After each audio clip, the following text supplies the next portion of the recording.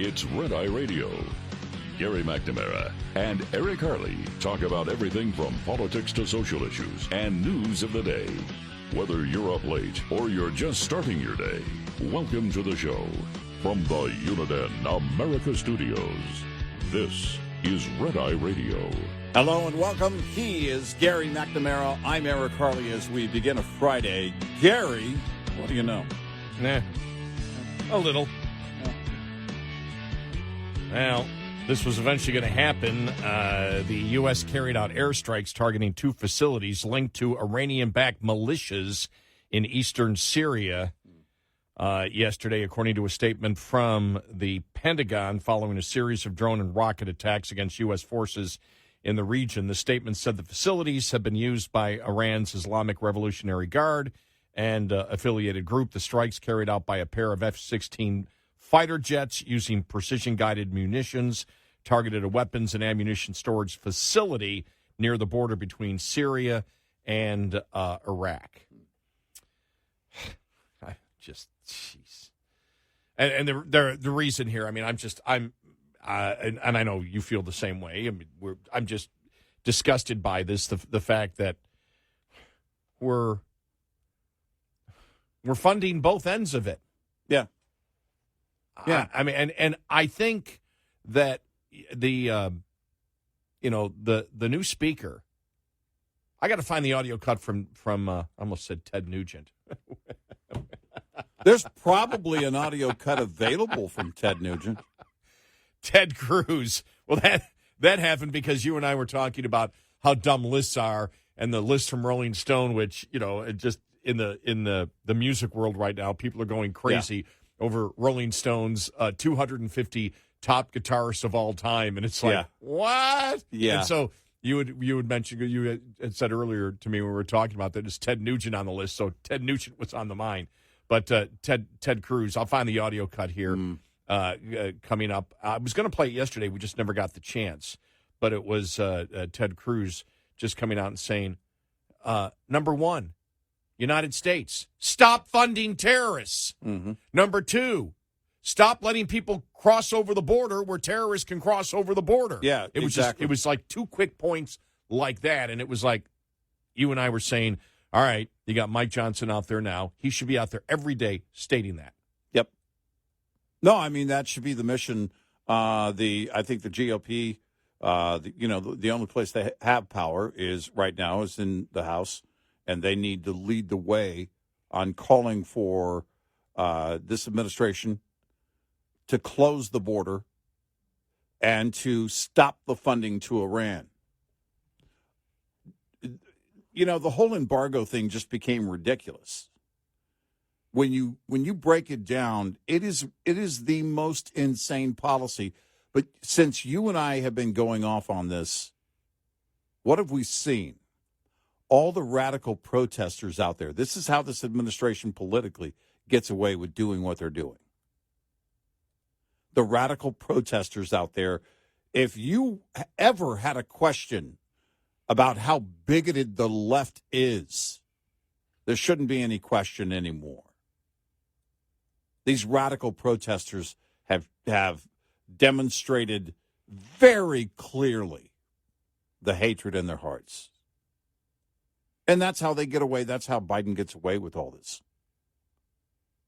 He gets the political support because his side's not doing anything. Where's the outrage from the left? Where's the real outrage? If there were a push from both sides, you would see the Biden administration doing what they're supposed to be doing. But you're not seeing it. All you're seeing is radicals over and over and over again. The politics inside of Washington and the Democratic Party on the federal level, as we've talked about before, is as radical of a political party as you've ever gotten. Oh, yeah. You've seen by far. Now, you've seen that the polling, and we'll get to this, the Gallup poll, Biden's popularity with Democrats has dropped 11% in 1 month. Mm-hmm. That's the Gallup poll. Mm-hmm. He's down, I think, minus 22 in the Gallup poll. Yeah, which was fascinating, and because normally you wouldn't view the Gallup poll as an outlier. Mm-hmm. And so the things that are happening are just so incredibly radical, but it is up to the Republicans. The Republicans are the opposition. And you and I have talked about communication. We talked about that if you get a Speaker of the House, that you want the proper tone to convince independents. Because do you get the feeling that America is waiting for an opposition that can clearly state every single day why the Democrats and the policies that they promote are basically insane? Yeah. I mean, when you look at it, I mean, the first thing I see when I see that the U.S. Air Force went in and attacked those Iran proxies in Syria, I mean, that's why I just went, sort of paused and just went, geez, a couple of moments ago, because we all know what's going on. And the administration should be challenged every day by Republicans on it. And it's a very simple thing. And like I said, I find the Ted Cruz thing, it was just so simple, where he went, we need to stop funding the terrorists. And the point is, as we've stated before, Iran gets the money from oil. This isn't hard to understand. They get the money from oil. Cut the money off from oil, as Trump did. When Biden came into office, he reversed it. Yeah. Put it back on again. Not that hard. Yeah, right. Pound, as Andrew McCarthy. We talked about Andrew McCarthy, breaking down the fact that, look, the Democrats, they didn't change anything on the $6 billion for the hostages. Well, why aren't Republicans out there every single day pounding it? And it has to come from the leadership of the Republican Party, and they need to pound it every single day. Mm-hmm. And for some reason, they don't have I don't care who's speaker, because it really, in the first couple of the first 2 days, and I'll give them a chance, but sorry, I'm impatient. These things are so simple. And it's like, it doesn't matter. I don't care whether it's Jim Jordan. I don't care whether it's Mike Johnson. I don't care whether it's Andrew McCarthy. Kevin McCarthy. Mm. Nobody seems to understand that on messaging, you pound it over and over again. And where do you learn that lesson from? You learn that lesson from Democrats who have pounded lies over and over and over and over and over and over again. I'll give you one example today. I was telling you in the pre-show meeting, there's just more stories out there.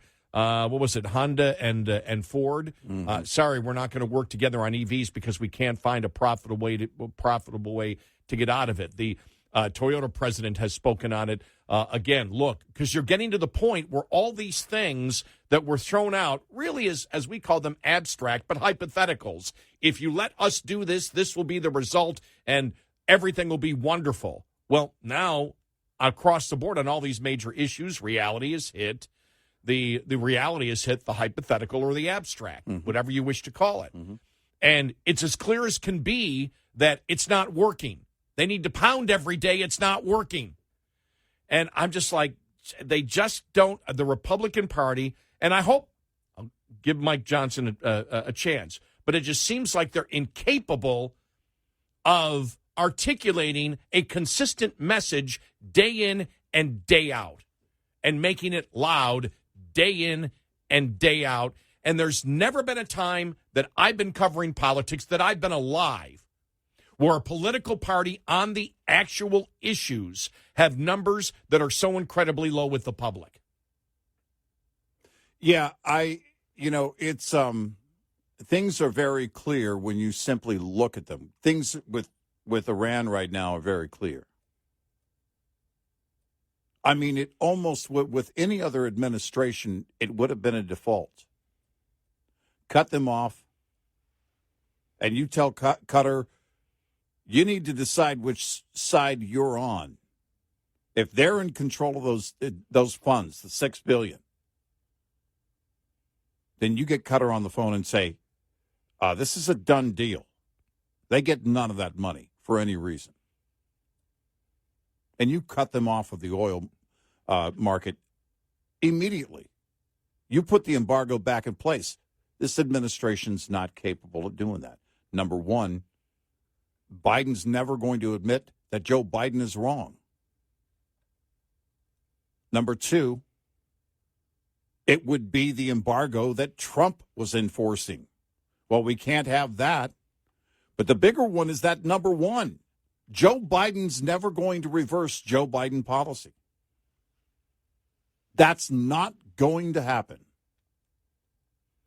We are currently in a situation where we have, as we have stated for the last couple of weeks, where we're funding both, we're making it available to fund both sides of the war, our side and the other side. Yeah. Well, that's insanity. And every Democrat listening right now knows that. Right. It's insane. And you can't make the argument that somehow we're telling a lie on this because we know the figures are out there, the numbers are out there. Nobody is disputing what Iran was making in oil with Trump enforcing the embargo and what they're making now. And nobody is debating the fact, nobody on the Democrat or the Republican side, in fact, it seems like every day Kirby is out there, stating, no, Iran has been involved in this, and Iran is the leading exporter of terrorism. Well, Americans can connect the dots. Republicans help them connect the dots. Yeah, this is it's just getting stupid. I saw yesterday where Hamas has a $500 million investment portfolio. And I thought to myself, well, that's nothing compared to the backing from Iran. Iran's making tens of billions of dollars a year in the oil marketplace. Because what was the idea? The idea was they were going to appease Iran. Because during the Trump years, Iran lashed out because they didn't have access to the oil marketplace. Biden comes in and they're going to appease, just like Obama did. We'll appease them. Is this appeasing? Do they sound like they're being friendly? Does it look like they're being friendly? What idiot believed for a moment it would work? His name is Joe Biden. And Joe Biden isn't about to bruise his own ego by reversing Joe Biden. That's not going to happen. I'm convinced if every Democrat on Capitol Hill showed up at the White House and said, stop it, he'd say no. He'd stand there with Ilhan Omar and say, nope. Yeah. Just amazing. We got a great show. There's so much going on right now. Just so much. But I wanted to make sure we got that news out about the U.S. carrying out airstrikes now. And it shows that now we're involved in both sides. Yeah. Which is it's pure insanity. Right. How about we be on the winning side? How about we stand with Israel? How about we behave like we mean it, like we care about lives and we care about actually killing terrorists and doing the job. He doesn't care about that because on the other side of it, Hamas is funded, Hezbollah is funded, and they're going to continue to be funded by Iran because we're not going to cut them off. And they're going to have access to that $6 billion. Right. And this is not going to change under Joe Biden. Which we have had success doing, cutting them off under the previous administration. Yep. It's not a hypothetical. No. You guys are arguing hypotheticals. We know we've done it. Right. And then we reversed it. Right. And then the excuse is, well, they're not using that money, we don't believe. Right. You're not going to convince the American public of that one. And then William H. Macy, a.k.a. John Kirby. When you ask him about cutting them off and enforcing the embargo, well, there's, supply and demand. Jeez. He admitted, well, no, we need to keep gasoline prices low, so we need to fund Iran who funds terrorism against the United States. Yeah. The safety of U.S. citizens and our allies is not paramount. We want low gas prices. And that's a frustrating thing for me every day, and I know for you, is that this is so simple. and it's so obvious. It's automatic. It should have been instinctive. It should have been an instinctive move to number one. You know where the money's coming from. You have said it. And you don't cut it off. And again, we know they know it because Ted Cruz articulated it 2 days ago. Yeah. We'll get to that coming up. We've got a great show ahead, 866-90-RED-EYE.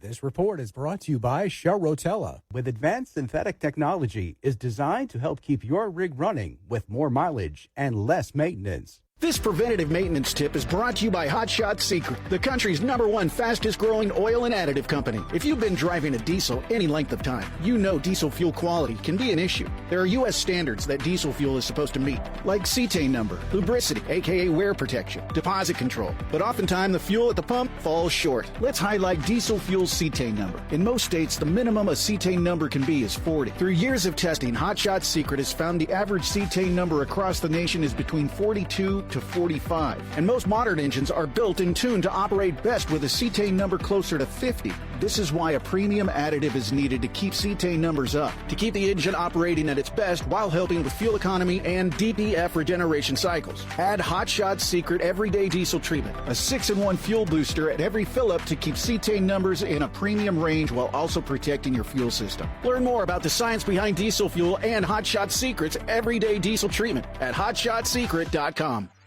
Lines open for your calls. 866-90-RED-EYE on Red Eye Radio. Get 15% off your stay at Motel 6 using the promo code CPREDEYE. Motel 6 will leave the light on for truckers.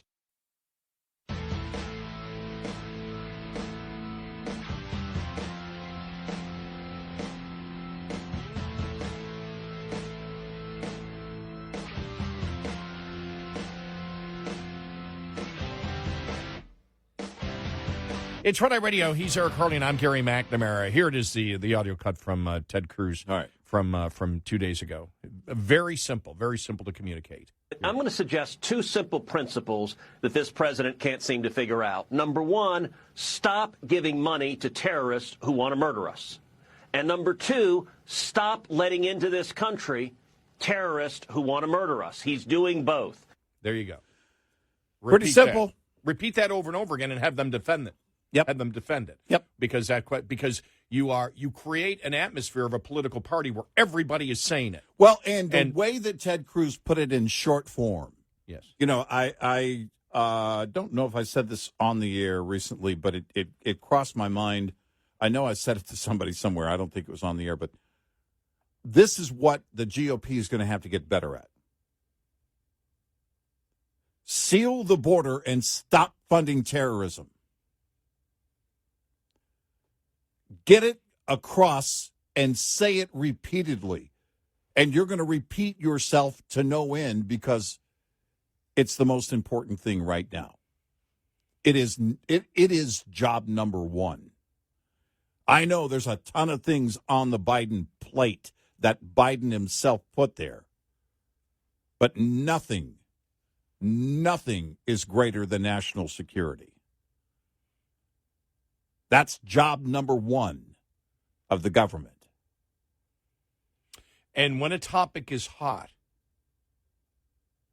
you pound it. Yeah. And at that topic, you got to be relentless.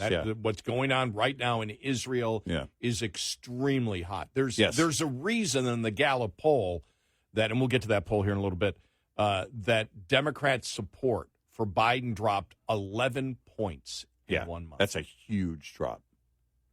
That's Democrat support, not overall support. Right. Now, again, it may be an outlier, but it shows you a direction of where it's going. Right.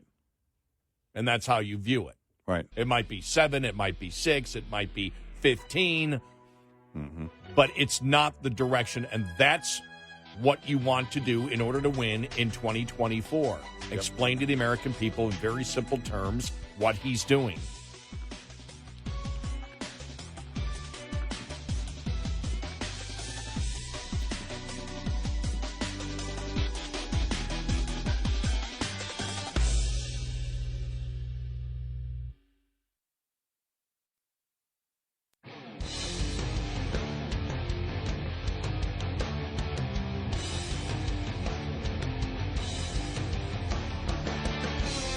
You're listening to Red Eye Radio from the Uniden America Studios. It's Red Eye Radio. He's Eric Harley, and I'm Gary McNamara. Wow, the situation, Representative Jamal Bowman, part of the squad, and the whole fire alarm thing, and the video. Taking the signs down. Yeah, well, the entire thing is he tried to push open the door, and it wouldn't open. Right. And so he took down the signs, right? That said fire alarm, and then he pulled the fire alarm and he walked the other way. It proves that he's lying still. Yeah. He's still lying. Yeah. I wasn't trying to delay anything. I was trying to get out that door. Well, you never got out the door. Right. When you couldn't get out the door, you pulled the fire alarm, then you turn around and you walk the other way. Right. And he's still lying about it now. Right. And the video exists. Yeah. It was all over social media yesterday. I know. Well, that's what I want for other topics that are more important than that. Yeah, the things that Right. actually affect our lives. Right. I mean, it demonstrates that he's a liar, but did you need the demonstration? Yeah.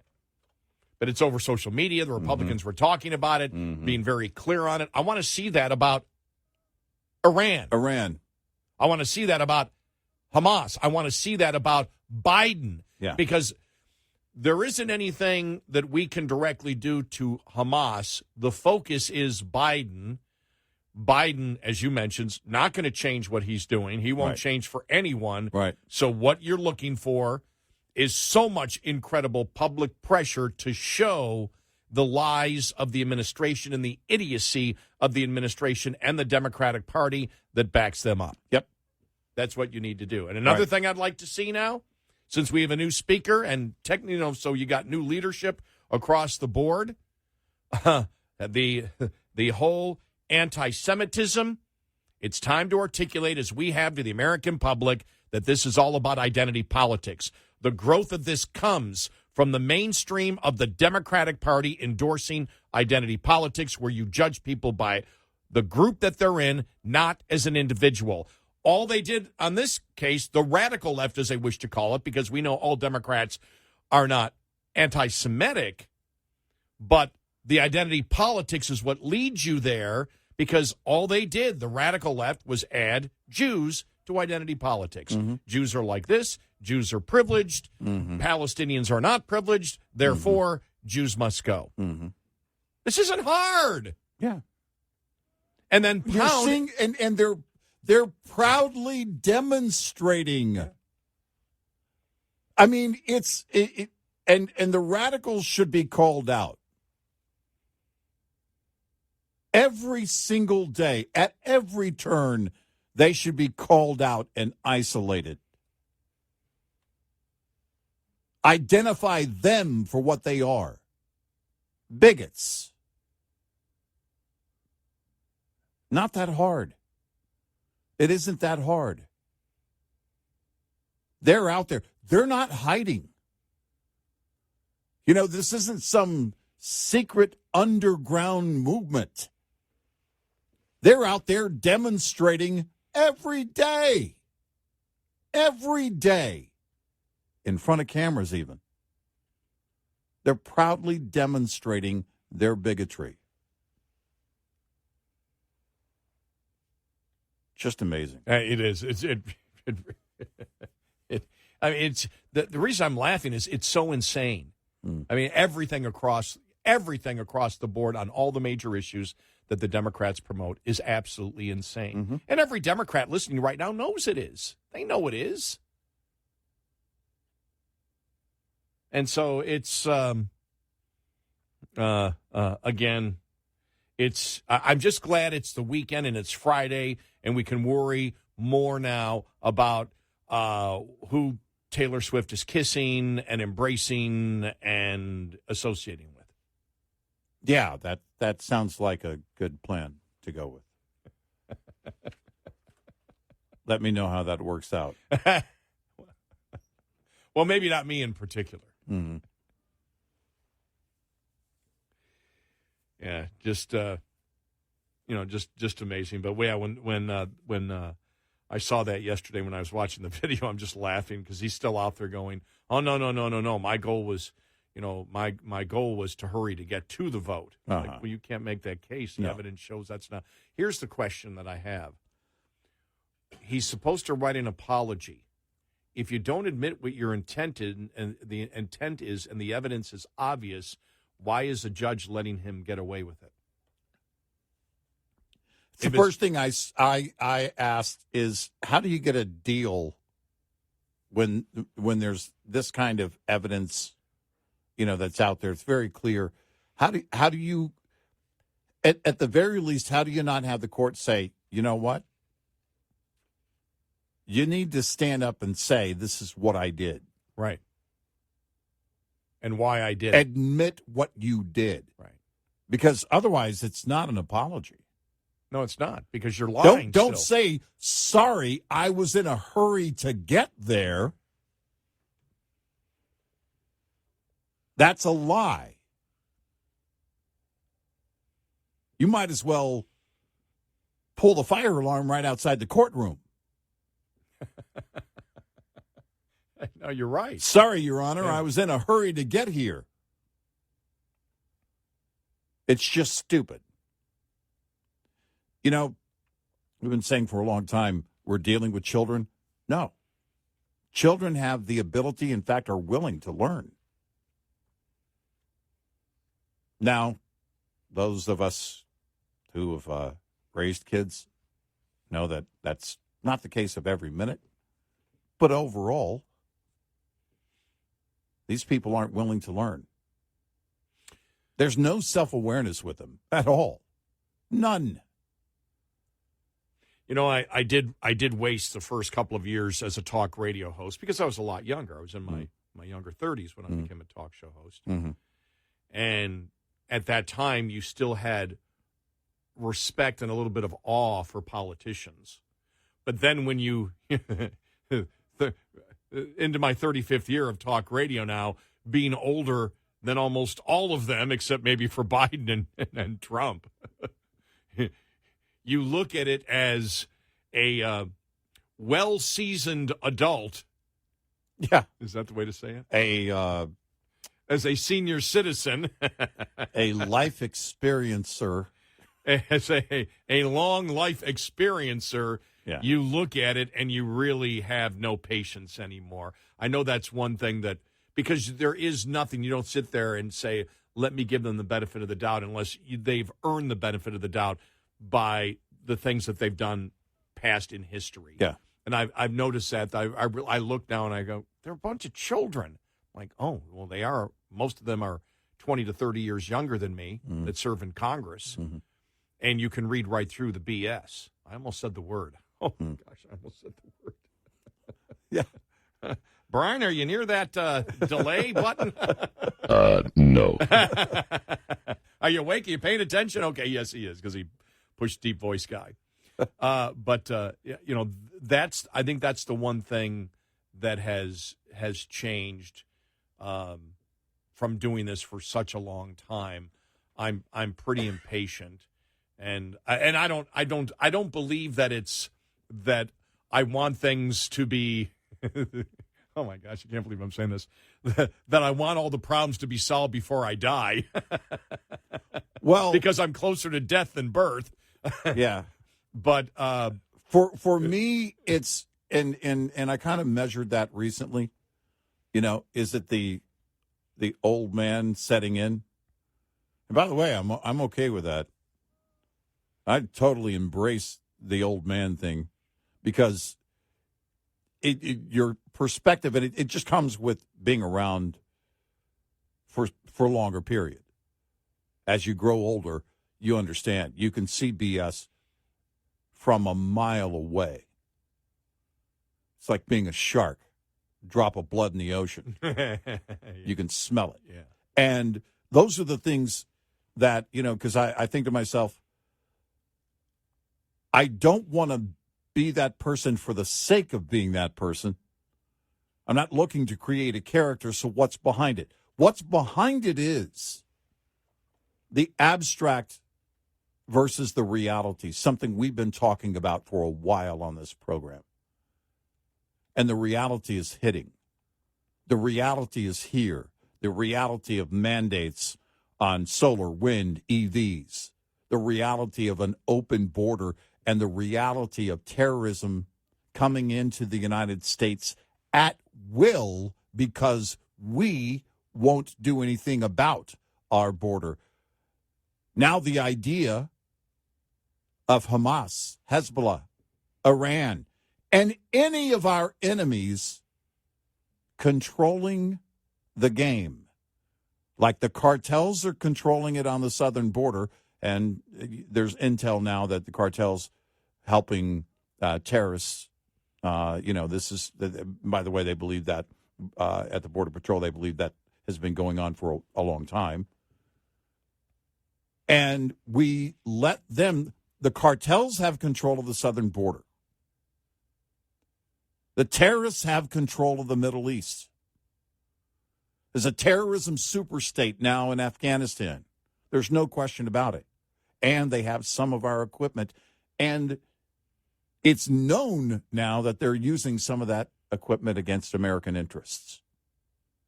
Iran is making tens of billions of dollars a year because on of the oil marketplace. Because of a change of U.S. policy. Because Biden could not let something Trump was doing stand. Not look at it and say, we're going to continue this out of, in the spirit of protecting our interests and protecting our citizens. No. That's the way it should have been. Why is the embargo in place? Because we know how Iran works. You know, when you see it, because I think one of the interesting things this week, because we had I think read it Monday or Tuesday, to show you part of where our frustration comes from when we look at the issues and how insane it all is. And I think part of the evidence that you can take, and we had said this, we had read what Barry Weiss said. Barry Weiss used to work for the New York Times. Mm-hmm.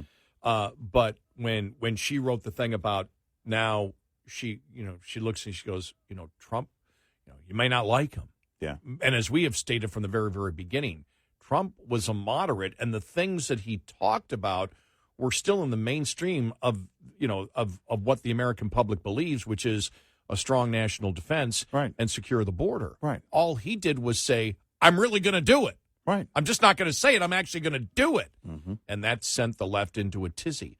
But, Barry Weiss admitting, it's tough. It's tough to say, but it's true.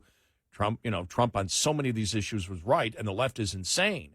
And when you look at a Barry Weiss, and we had talked about this, I think, 2 days ago, because we mentioned all of them, included them all in there. Barry Weiss, Matt Taibbi, Michael Schellenberger. Michael Schellenberger. Mm-hmm. Even you can say a Dershowitz, and you can say a Jonathan Turley. Yep. These are all people that were loyal Democrats. And if you look, for example, at a Barry Weiss, you could have considered her 10 years ago far left. Oh, yeah. Yeah. What far left used to be 10 years ago. Right. And Taibbi, you might be able to say the same thing. Mm-hmm. Schellenberger, the same thing. Mm-hmm. But these are people that said, okay, we're looking for the truth. And I think what really probably influenced them a lot was they were traditional liberals that were fearful of the power of the federal government. Yeah. Which traditional liberals used to be. If you go back to the 60s, it was like, stay out of my face. Free love, free this, free, right. We want to be able to do what we want to be able to do. And we have no trust in the federal government. Now, the oppression of the federal government, the Democratic Party endorses. Yeah. Yeah. And you have people like Taibbi and Barry Weiss. And I think when you think of what Barry Weiss wrote that we talked about earlier this week, what she put on Twitter, that really is maybe why we get frustrated, because when you see that it's so obvious to liberals who aren't practicing political idolatry towards a party or a person, when they just say what we are about, you read that and the impact is pretty shocking. 866-90-RED-I. Get in touch with Red Eye Radio, toll free at 866-90-RED-I.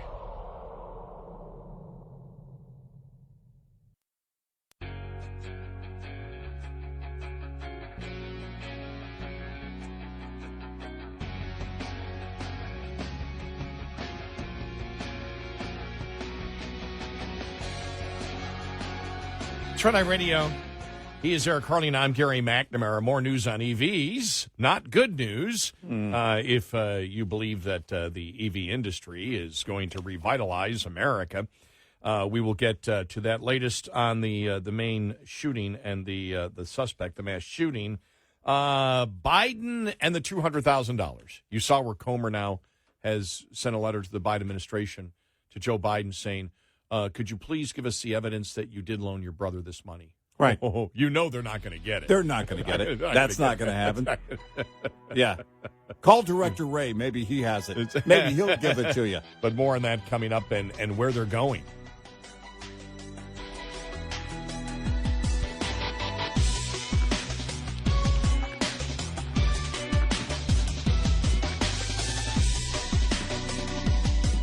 Top of the hour news is brought to you by House Products. Visit houseproducts.com.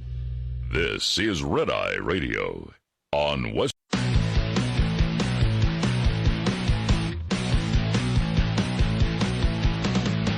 Now, it's Red Eye Radio.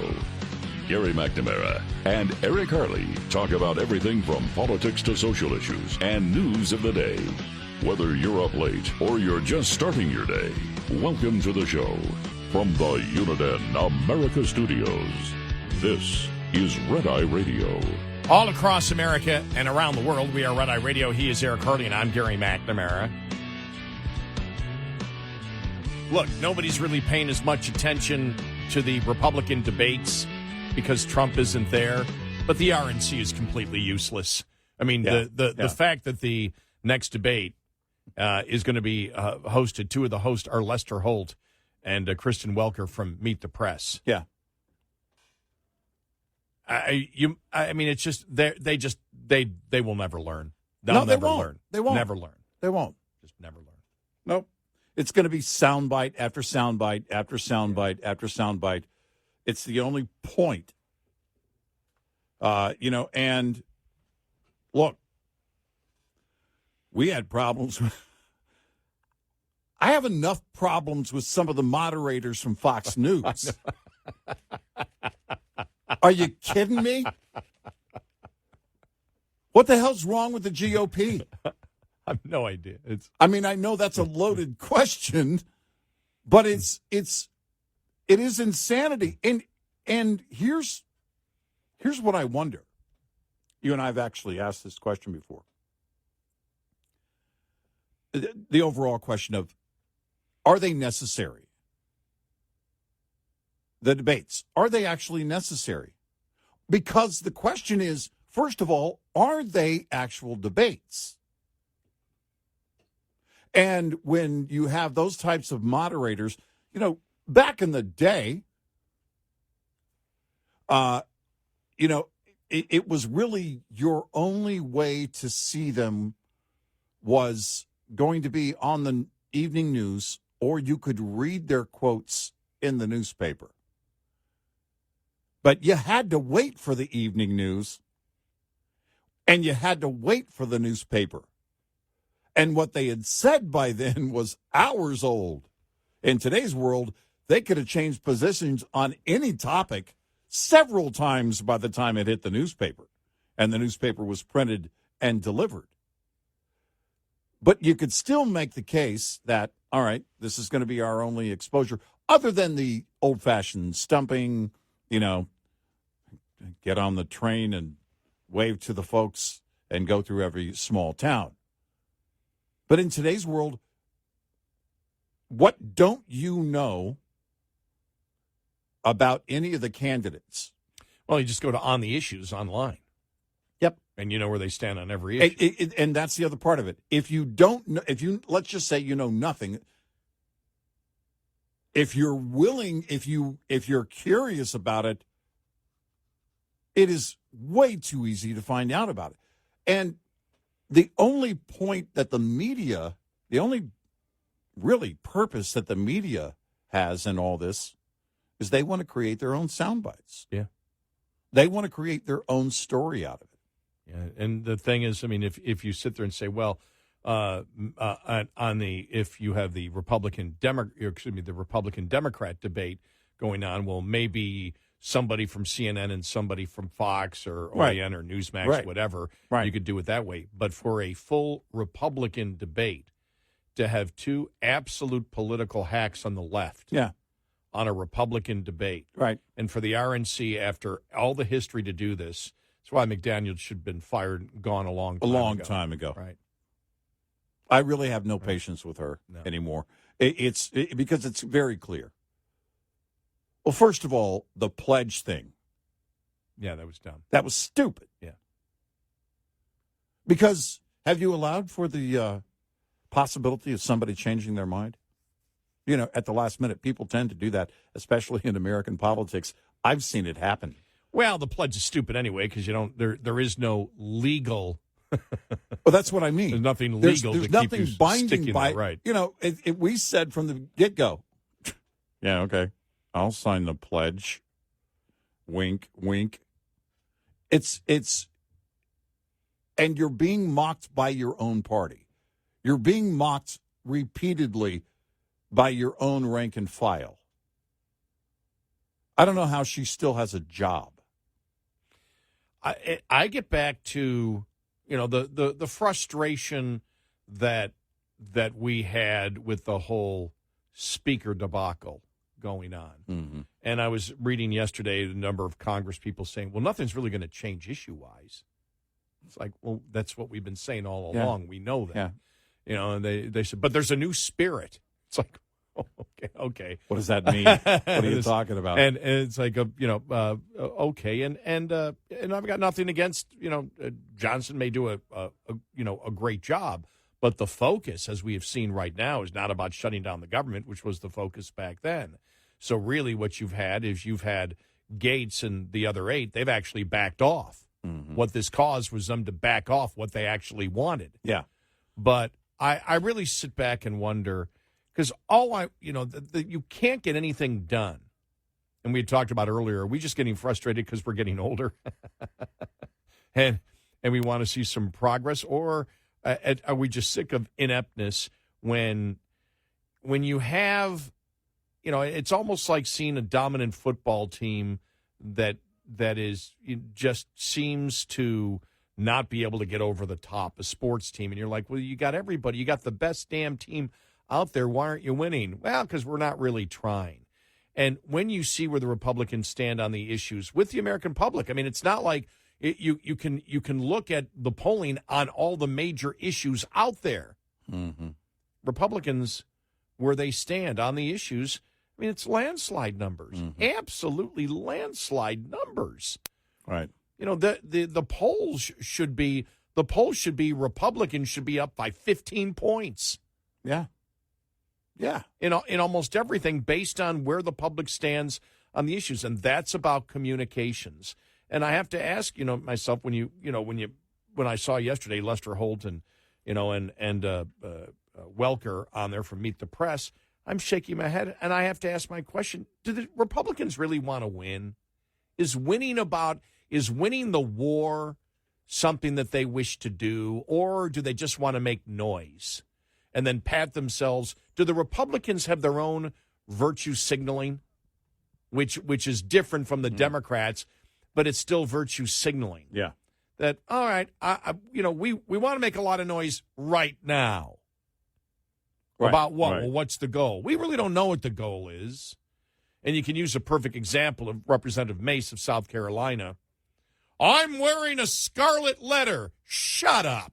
Yeah. You're a damn adult. Yeah. Stop it. You're not, don't be Bowman. Don't be a woman child, or as he is, a man child. Mm-hmm. Be a damn adult. Yeah, grow up. But I want to win. Quit making this about you. Yeah, I want to win because there's no chance, absolutely no chance of pushing your agenda forward if you don't win and win big. And when you have the opportunity to win big, because the numbers show it, the polling shows it on the issues, the American public is behind you. Yeah. And maybe, hopefully, because of all the noise that happened here, Johnson will be a great communicator, because that's what you need. Mm-hmm. Because you need to convince the independents, and you need to convince the Democrats that want to peel off the Democratic Party because of the insanity. But there are a lot of people that just, there are a lot of Republicans. I'm angry, and so I want somebody who's as angry as I am. Well, no, not really. I'm angry. Yeah. You're angry. We're frustrated. Do I want a speaker who's as angry as I am and projects that at times on the air as I'm doing now? No, because that's not his job. His or her job. I'll say his because it ended up being his. That's not his job. His job is to win elections. My job is to promote what I believe in a passionate way in general and give advice to the Republicans when they're stupid. Well, and or impotent. My Politically greater impotent. concern is that we don't have more Americans that are as angry as I am. And that's what it comes down to, because that's how you change the makeup inside Washington. That's how you actually change things. When we're unified, when we're all angry about... I don't know how you can look at everything right now that is wrong and say, no, I'm not angry about it. I don't know how you look at that unless you just insisted on burying your head in the sand. Unless you're just one of those people who truly doesn't care. I mean, it sounds like to me, if that is the case, then you've given up. I want the entire group to be angry as I am about the things right now that are wrong. The problems that this administration has created. And you're not seeing that. You're not seeing that. And so, changing the Speaker of the House, Mike Johnson might do a great job. I have to go back to the beginning. Was anybody calling his name back in January? Was anybody calling his name, when Kevin McCarthy was ousted? No. Most people had to Google who Mike Johnson was when he won. Well, the analysis I saw yesterday was he won because he's so quiet. He has the least enemies. Exactly. He has the least baggage. And you've seen it come out from the Republicans. This was all about personalities. Which is what we said from the beginning. And again, in order to get angry, remember, there are a ton of people out there. I meet people. People are clueless. They don't pay attention like we do. There's a ton of people that only pay attention, as we've talked about before, a couple of months, before an election. So you've got to market anything. And that's the point that we made where we disagree with some of our listeners as to what they wanted in a speaker. They wanted somebody as angry as they are. Well, you first have to explain to the people. You first have to be able to get their attention. If they turn you off, it's like anybody, it's like a stand-up comedian, it's like anyone. If you turn somebody off instantaneously, they're not going to pay attention to you. They don't care what you have to say. Right. But when you have something, you have to articulate each and every day. It would be interesting to go out there and say, where do the Democrats stand on the issues and see where people, and lay down the issues. Where do they stand on the border? Where do they stand on this? And see what people have to say. And I mean, the people that say they're undecided, I'm not talking about the partisan, but the undecided. Remember, the undecided are out there 3 days before our election. I have no idea who to vote for. I don't know if I want to vote for Biden or I want to vote for Trump. I just can't figure it out. These are the people that don't pay attention, and there's a ton of them out there that don't pay. We think because we're involved in it each and every day, and many talk radio listeners who pay attention each and every day, and let's say in conservative talk radio, and I'm just throwing a number out that probably is a ballpark number, let's say 60 million people listen to conservative talk radio.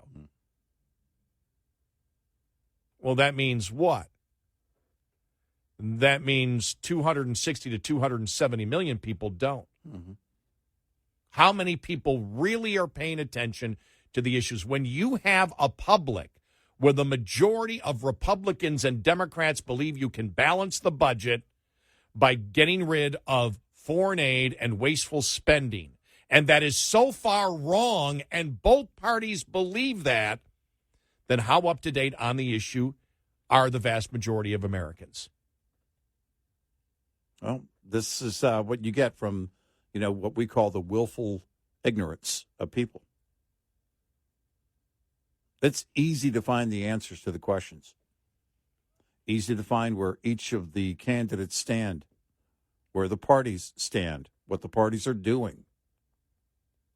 You only have to be willing to look. That's all you have to do. It's not, you don't have to go down and do a bunch of research in the library. You don't have to sit and wait for the evening news or for the morning paper to be dropped at your doorstep. It's right there in your hand. 866-90-RED-EYE. Brought to you by FPPF, Fuel Power Max. Smart owner-operators make every single week as profitable as possible. One trip is not enough time to be considered profitable or unprofitable, and an entire month may be too much time to manage. 1 week is the right amount of time to deal with efficiently. To do so, look at the advantages and disadvantages of every day of the week. Match trip length to the optimum day of the week. Plan to deliver on the day you have the best opportunity of getting a load. Your personal weekly plan will vary depending on the weekly delivery flow cycle of your region, typical length of haul, personal requirements, and other factors. What's important is to have a specific weekly plan that helps you be successful. Brought to you by Shell Rotella, with advanced synthetic technology is designed to help keep your rig running with more mileage and less maintenance. We'll be right back with more Red Eye Radio with Eric Harley and Gary McNamara.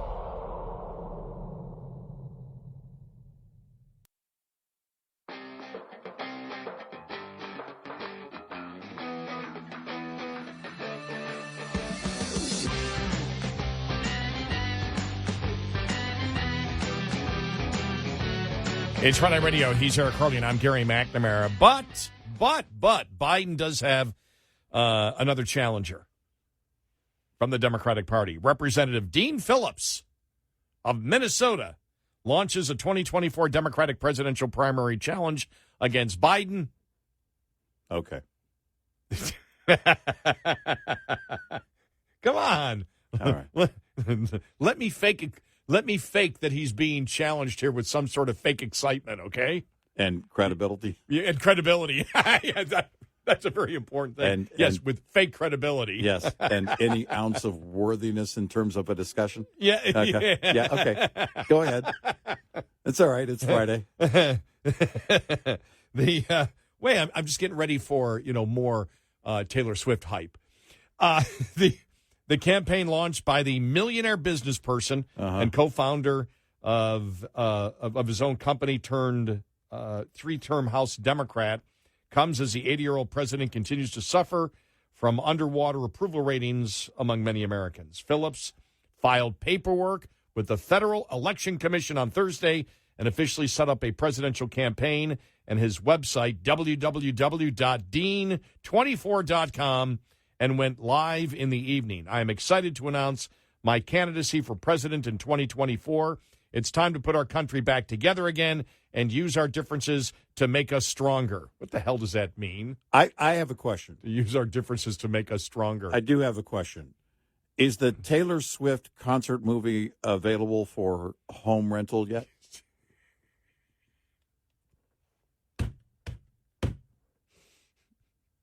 I'm sorry, what were you talking about? It's time to repair America, he said in a launch video posted on social media on Thursday evening. And when asked in an interview with CBS News if he's running for president, the 54-year-old Phillips answered, I am. I have to. Repair America. That's kind of like if you compare that to make America great again, It's like the Shasta version of a soda. Time to repair America.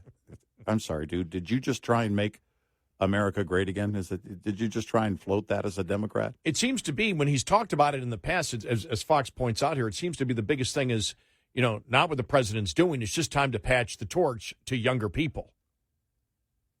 Okay, but it won't be Dean Phillips.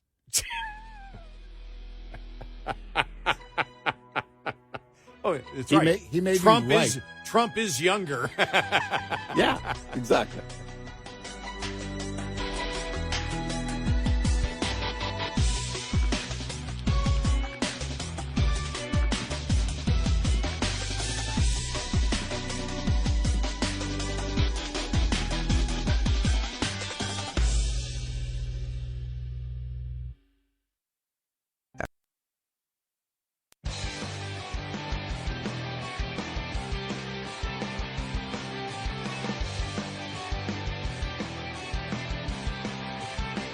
The Bonus Show.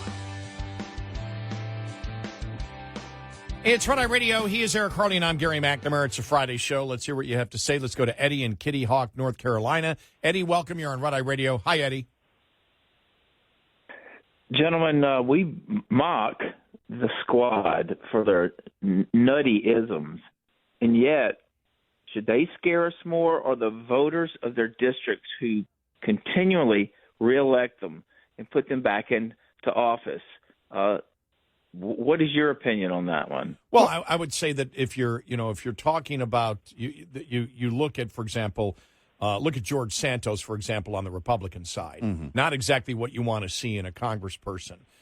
You have these districts. Some of these districts can be so small and so concentrated into a particular area that once you get in, you can be a radical or a nut job, mm-hmm. and you can survive. But Thanks, but to take it a step further, where I think where you make such a great point is when you get enough nutcases up there because people elect them not believing that they'll actually do something, mm-hmm. and then you get what you got this week and the week before when you see the polling on young Democrats and young people that are mostly Democrats still, and the fact that they actually support genocide against the Jews. Mm-hmm. Then you look at it and you have a completely and totally solid point. There's a big problem in this country, especially with young people. Now, older Democrats didn't feel the same way. Right. As the poll showed. Right.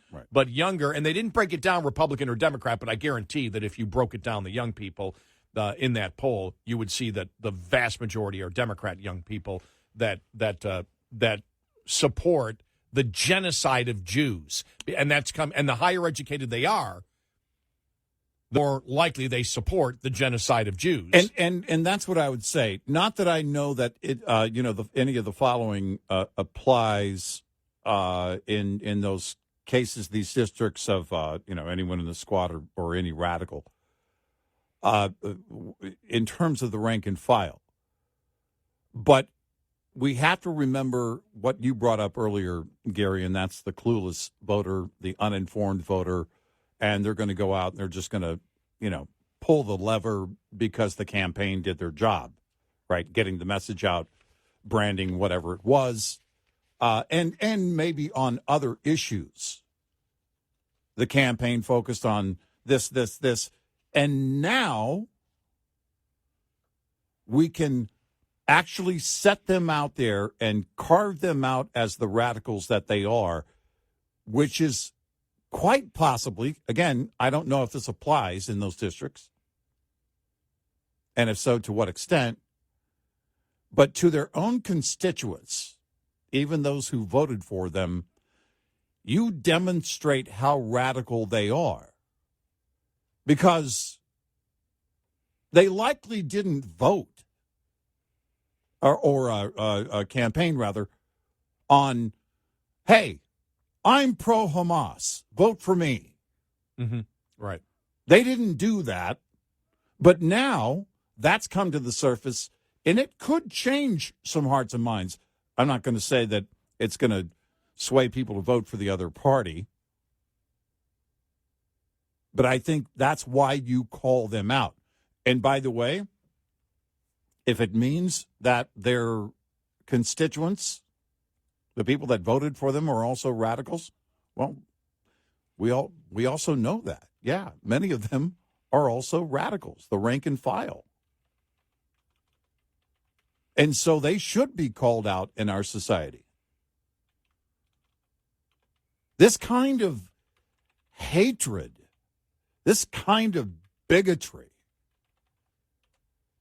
in supporting Hamas, in targeting, killing, executing civilians, including babies, absolutely cannot be tolerated in our society. And by the way, this all coming out with the squad's opinion on things, and you say, well, what about the people that vote for them? That becomes a news story, as it did this week. NBC, I will never vote Biden. Some Muslim Americans in a key swing state feel betrayed by the president. Muslim and Arab Americans say their support was critical to Biden's winning Michigan in 2020. Some warn they won't back him again over his support for Israel. Mm-hmm. Well, then the American public is then, and anybody who wishes to challenge on the Democrat side going, okay, well, younger people mostly don't, still don't vote to the great level that older people do, and even the older demographic of Democrats, it's slam dunk. They support Israel. Mm-hmm. And so, okay, this is my opportunity to run. Right. But no, there are radicals out. I will tell you that what we learned this week through that polling is the amount of young radicals in this country being taught by the elite colleges in this country to approve of a genocide and to take identity politics that is mainstream in the Democratic Party. Because think about it, we have stated this for the longest time about identity politics. Think about this. Think about how Neanderthal it is that one of the mainstream things in the Democratic Party is identity politics. You judge people by the group they're in and not an individual. That's Neanderthal thinking. Yeah. I mean, that's about as Neanderthal thinking as you can get. It's mainstream in the Democratic Party. Now, the real radicals that support genocide, which are mostly young Democrats and highly educated Democrats at our elite universities, just added Jews and took it to the point of not just judging the group, but saying that Jews should be exterminated. Mm-hmm. We've learned that. Yeah. That's something that the American public should know. Yep. But yeah, we've learned the radicals are in there in the voting public on this particular issue and many other issues out there where they remain silent. Right. And we'll see it. We'll see it play out. If those radicals that are in office right now get reelected, you'll know. If something doesn't change now, it never will with the radical left. If you don't have people saying, look, I supported Democrats or this candidate, this representative or whoever it is on a number of issues, but I draw the line on this, and there's no way they'll get my support. Well, as you just pointed out there, it's, well, we're not going to support Biden because of his support for Israel. Mm-hmm. Well, there's part of it right there. Right there. Yeah. This again, separates the radicals from the rest of the world. There's no way that it doesn't. And this is not, by the way, this is not over. This is far from over. At some point, Israel is going to get tired of waiting on the Biden administration. That clock is ticking. It's not a matter of if, it's when, and it will be soon. And they will go in on the ground and they will do what Israel does. They're going to take care of this, and they're going to protect their own country and their border. I did read there was I think it was National Review, and it said this could happen here, and talked about the fact that when you look at the polls, out there, it could happen. It could happen here. When you think about this, when you have young people, and like I said, I didn't see the breakdown, but I guarantee the majority of those young people are the people that go to the elite colleges where they're teaching anti-Semitism and where they've learned that the professors that said, oh, yeah, happy and celebrating as to what happened here. Right. If you've got people that will publicly say that we're for genocide, don't be surprised if eventually violence ensues because of that. Look, they were willing to burn down cities. They were willing to burn down cities before on other items. They're willing. I have no other expectation than the fact that I'm fully confident that they're willing to burn down cities and protest in violent ways if this, does escalate here at home. We talked about the fact that, there's a great possibility, I believe, and most in the intel community believe it's not a matter of if, it's when the enemy attacks us on American soil again. Well, with these radicals, they'll say it's America's fault.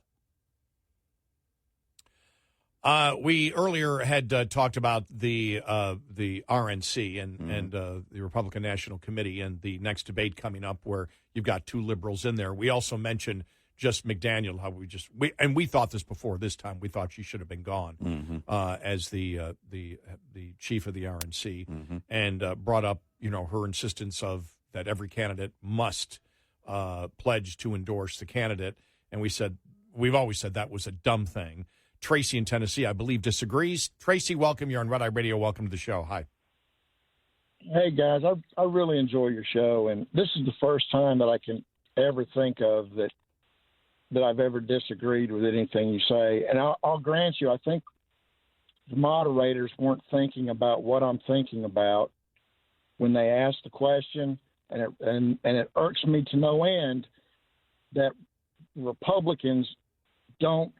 You said earlier about, beat this in and talk about it. But I'm thinking of Chris Christie and Asa Hutchinson. They said that they would not support Trump if he were the candidate.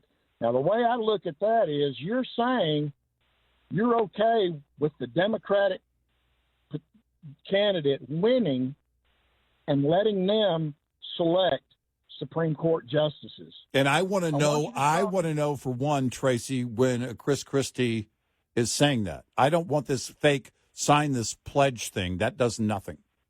By the way. No, they can lie and they can say, well, I'll support a third party or I'll vote for somebody else. Well, doing that is a vote for the Democrats. No, it's not. No, actually, it's not. No, it's not. No, because you're not changing any hearts and minds by doing that otherwise. You think what you're saying is you wish everyone were in unison in terms of how they were going to vote and not supporting the Democrats. Well, let me just solve this right now.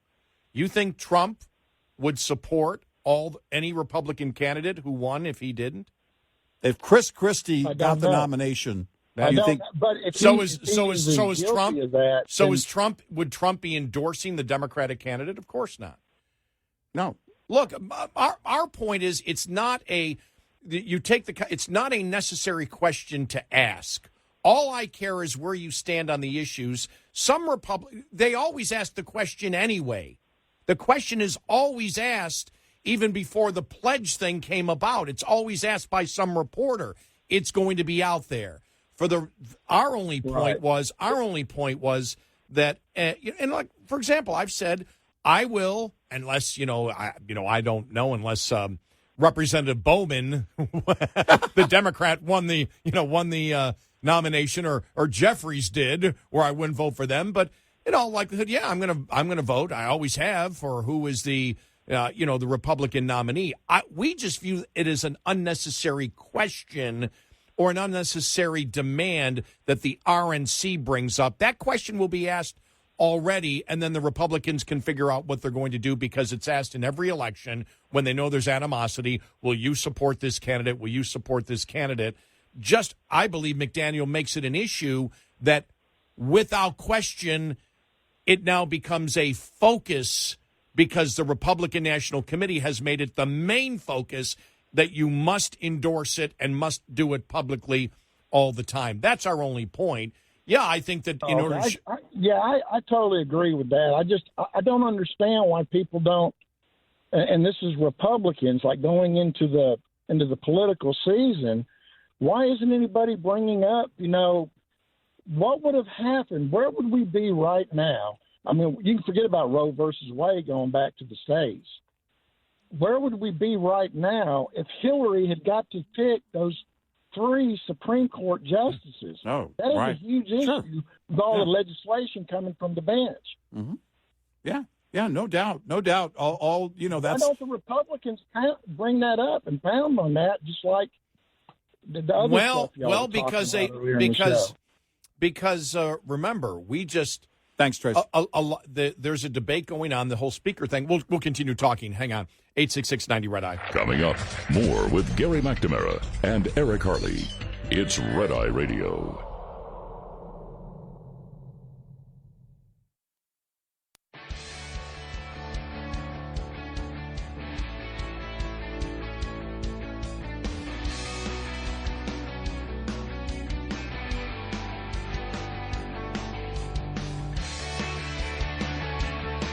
It's Red Eye Radio. He's Eric Harley, and I'm Gary McNamara. EVs and more, and a couple points we want to make on Tracy's last call, but we went way over in the last segment, so we'll get to that coming up following the top of the hour. Yeah, lots going on. Yeah, it's a Friday show. It is. 866-90 Red Eye.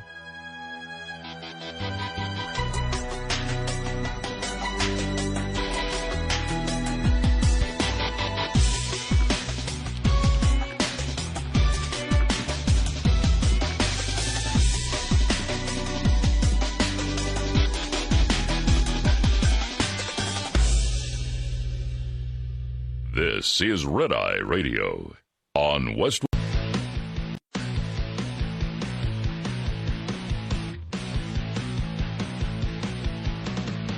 Now, it's Red Eye Radio. Gary McNamara and Eric Harley talk about everything from politics to social issues and news of the day. Whether you're up late or you're just starting your day, welcome to the show. From the Uniden America Studios, this is Red Eye Radio. All across America and around the planet. 866-90 Red Eye. He is Eric Harley, and I'm Gary McNamara. Just briefly, before we get back to the boring stuff, I was just going through Real Clear Politics, and I noticed this was off the Free Press, which is Barry Weiss's website. Right, yeah. Who was former New York Times reporter.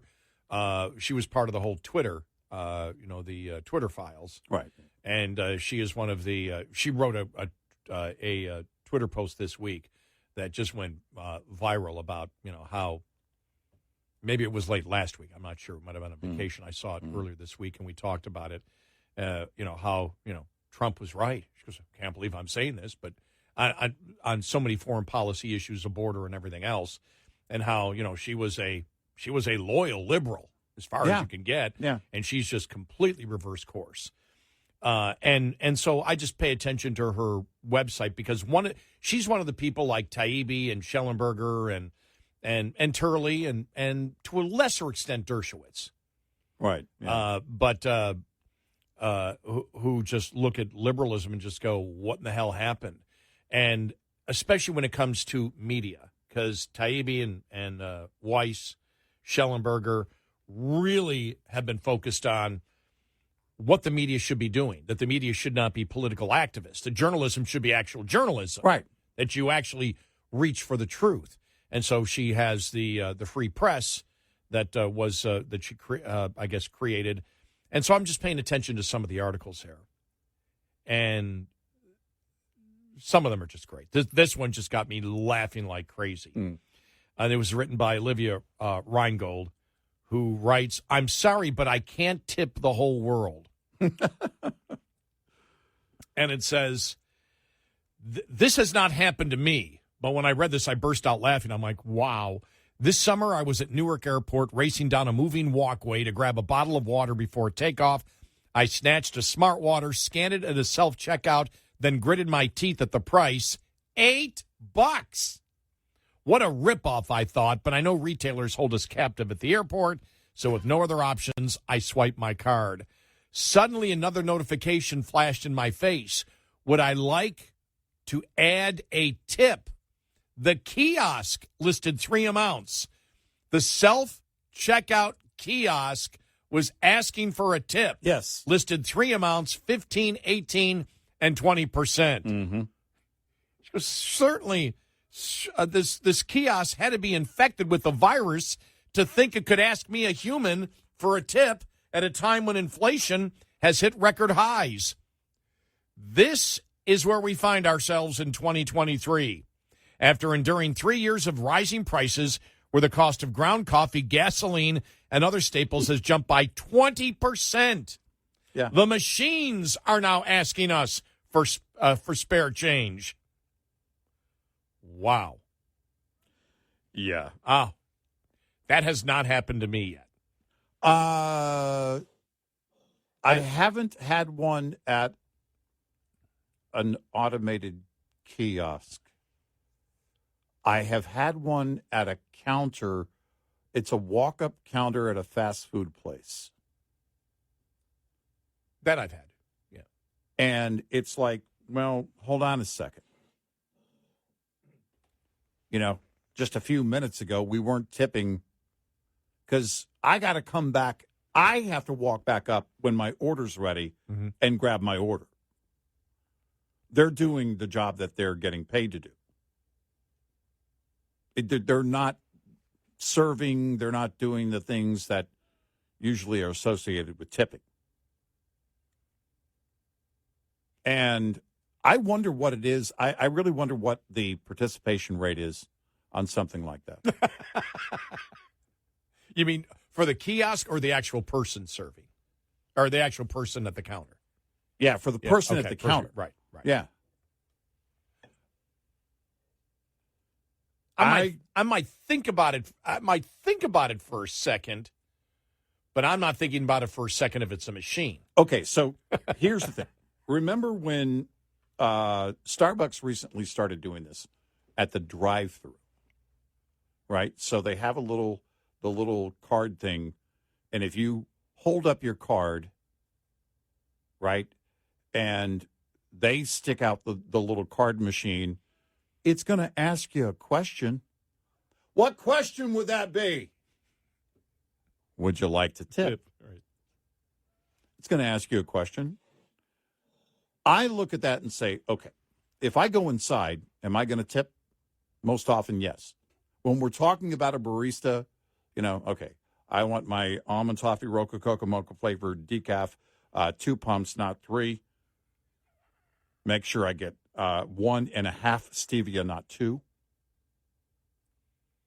And, if I'm coming in and I look at the specialty coffee, because I don't drink it every day. I'm not the person that's in line every day. It's probably once a month, maybe on the average, maybe that I get coffee, that I buy coffee outside of the home or here in the office. I just don't pay for it. But when I'm willing to pay for it, I'm willing to tip a barista. And if we're talking about a fast food place, I'm looking at it going, Now, if you want to charge more, because here's the other question. How much of that actually goes to the staff? How much of that actually goes to the workers? They're not making $2.13 an hour. Right. Like servers are. Right. When I at a restaurant with a server, I'm tipping. Same with me. Something horrible would have to happen for me not to tip. I don't know that I've ever not tipped. Because if something happens, then obviously I'm going to say, hey. And then they're going to go, oh, sorry. And then, they usually make an effort to make it good, at least. I will tip because I understand how that situation works. Yeah. Well, what about in California where it's going to $20 an hour? They're getting $20 an hour at the fast food place, and they're asking for you to tip. That's a no. I've actually tipped and quite generous if I walk into a bar and drink water. Mm-hmm. Because that's the one thing. It's like, water? You're getting water? I mean, Yeah. it's like, and they'll give me a water, and I'll leave if somebody gives me a water and that's I'm only having one, I'll leave them a 5. Mm-hmm. Just to let them know. Mm-hmm. And the thing is, I worked in this. Now, I was never a server, but when I was a club DJ, I worked in places where all of them, were getting tips. Yeah. That's how they made their money. Right. And so I know the culture of it. And so when I walk in and do something like that, I've always done that. I've always been particularly sensitive to the service industry and the servers and the bartenders out there. Sure. Because I know how they make their money. And that's just something that culturally was built into me from, when I did that from probably, 1975 through 1981 when I, worked in different places. So, and that was just built in. It's almost an automatic response. But if I don't go in enough. It's interesting that you mentioned, for example, the barista at Starbucks, because I hardly ever. It's amazing, and I'll say part of it has to do with the fact of, since I was diagnosed with type 2, I just don't go out to eat anymore. It's too tough to find what, the low carb stuff that I want. But if I do go out to a dinner, the servers get it. But the only time I really probably ever go out for a coffee would be at the coffee shop that is near me, that is just and I know everybody in there. I know the owners, I know everybody, and it's this really exotic kind of place, and you walk in, and they're completely friendly, and and I always leave them a tip. But the only other times I ever drink coffee is when I go to see my dad. And even then, since we got my dad a coffee maker that he can make Tim Hortons, I don't even go out as much. But you go to like a Tim Hortons up there, you go to a Starbucks, they've got the tip jar. You go to Tim Hortons, they don't. And they'll be right next to each other. Right. And so I'm really not used to, except in that individual, family-owned coffee shop that I go into, that is just a unique experience for me. I don't come upon that much, and so do you ever tip at a drive-through? Yeah, that's the point I was making about Starbucks. Starbucks, you do now the they drive-through. ask you the question when they put the machine out there for your card to swipe, or if you want to flash your phone, you can add a tip if you're paying by phone, whatever. And I asked myself, would I tip if I were inside? Yes. And so before they started doing if you were inside. If I go inside, I'll tip. So if I'm in the drive-thru, I'll tip. Oh, okay. All right. The last before they started doing that, occasionally I would just, take a couple of bucks out and say, here, put this in the tip jar. Because in the drive-thru there was no way to tip. And so if it's customary, and if it's part of that business model, that's one thing. But first of all, anything automated, I'm not tipping a robot. And if it doesn't give you a choice to opt out, sorry, cancel. I don't need it that bad. When last time I was at a drive-thru was when I was visiting Dad just a week and a half ago, and I was at a taco place, and they didn't ask for nothing appeared anywhere where you could tip. Right. And the one thing I did notice before COVID, I think they were paying. Maybe I'm wrong on that because I don't know what the minimum wage is in New York. All I'll tell you is this: $18. Was the sign there looking for staff? $18 an hour. Wow. Yeah. Wow. And it just seems like yesterday it was 8 or 9. Yeah. Because they've always had a sign up there, and so it's right around the corner from my dad's house, and so it was like, oh, okay. Yeah. But, and also with COVID, a lot of things are you can get delivered anything in a major metro area, you can get it delivered. DoorDash, groceries, anything. I can order it and get it fairly quickly to the house. And I always tip well there. Yeah. I will tip. One of the things about DoorDash is that I'm thinking in my mind, it's going to come from that location, whatever restaurant that's closest to me, naturally, right? Not always. One time there was a driver that brought it they were halfway across the Metroplex. It was a drive. And DoorDash just added the ability to go back and tip after the fact. You could increase your tip later. Before they did that, you couldn't give them an additional tip. But they show you on the map how far your driver is. They're halfway across the Metroplex. I'm like, are you kidding me? $5 or $6 is barely going to cover gas, let alone the time. And so on something like that, it's like, they went way out of their way. That may be a flaw in the algorithm. I don't know. But I'll go beyond and I'll add a tip, extra tip. The other thing, and how I think this way, just to let you know how I think. For example, ride sharing. Mm-hmm. When I was in San Antonio a couple of weeks ago, mm-hmm. I was Ubering. Now, when you Uber, I was going to a couple of shows, and so, I'm out in the middle of nowhere, right. somewhere in downtown San Antonio. Right. And my thing is for Uber, I don't care how much it costs, to be honest with you. If it was $500 to go a mile, I'd care.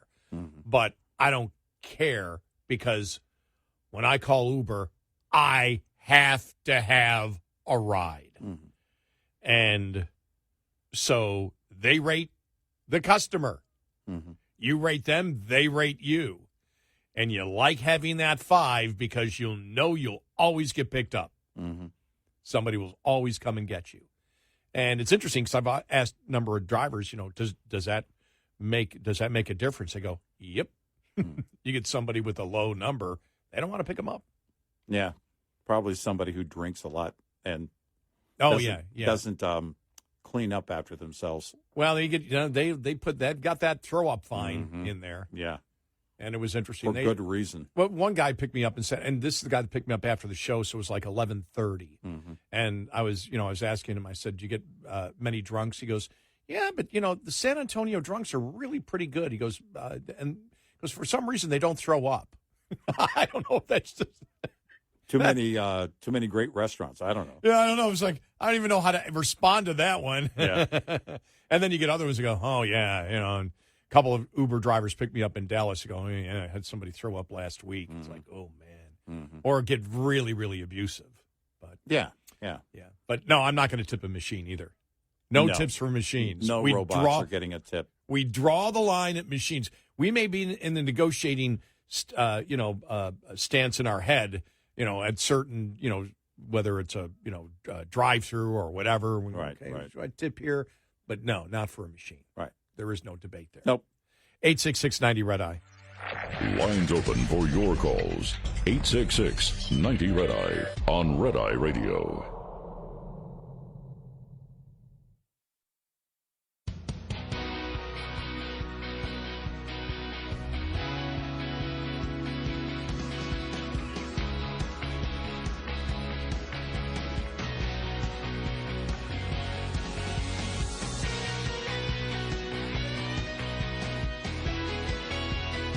It's Red Eye Radio. He is Eric Harley, and I'm Gary McNamara. Good morning.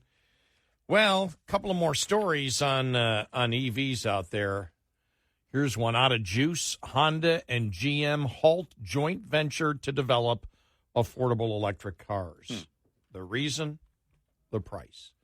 Price, they can't make a profit on it. Too expensive. Yeah. That easy. After extensive studies and analysis, we have come to a mutual decision to discontinue the program. Each company remains committed to the affordability of the EV market.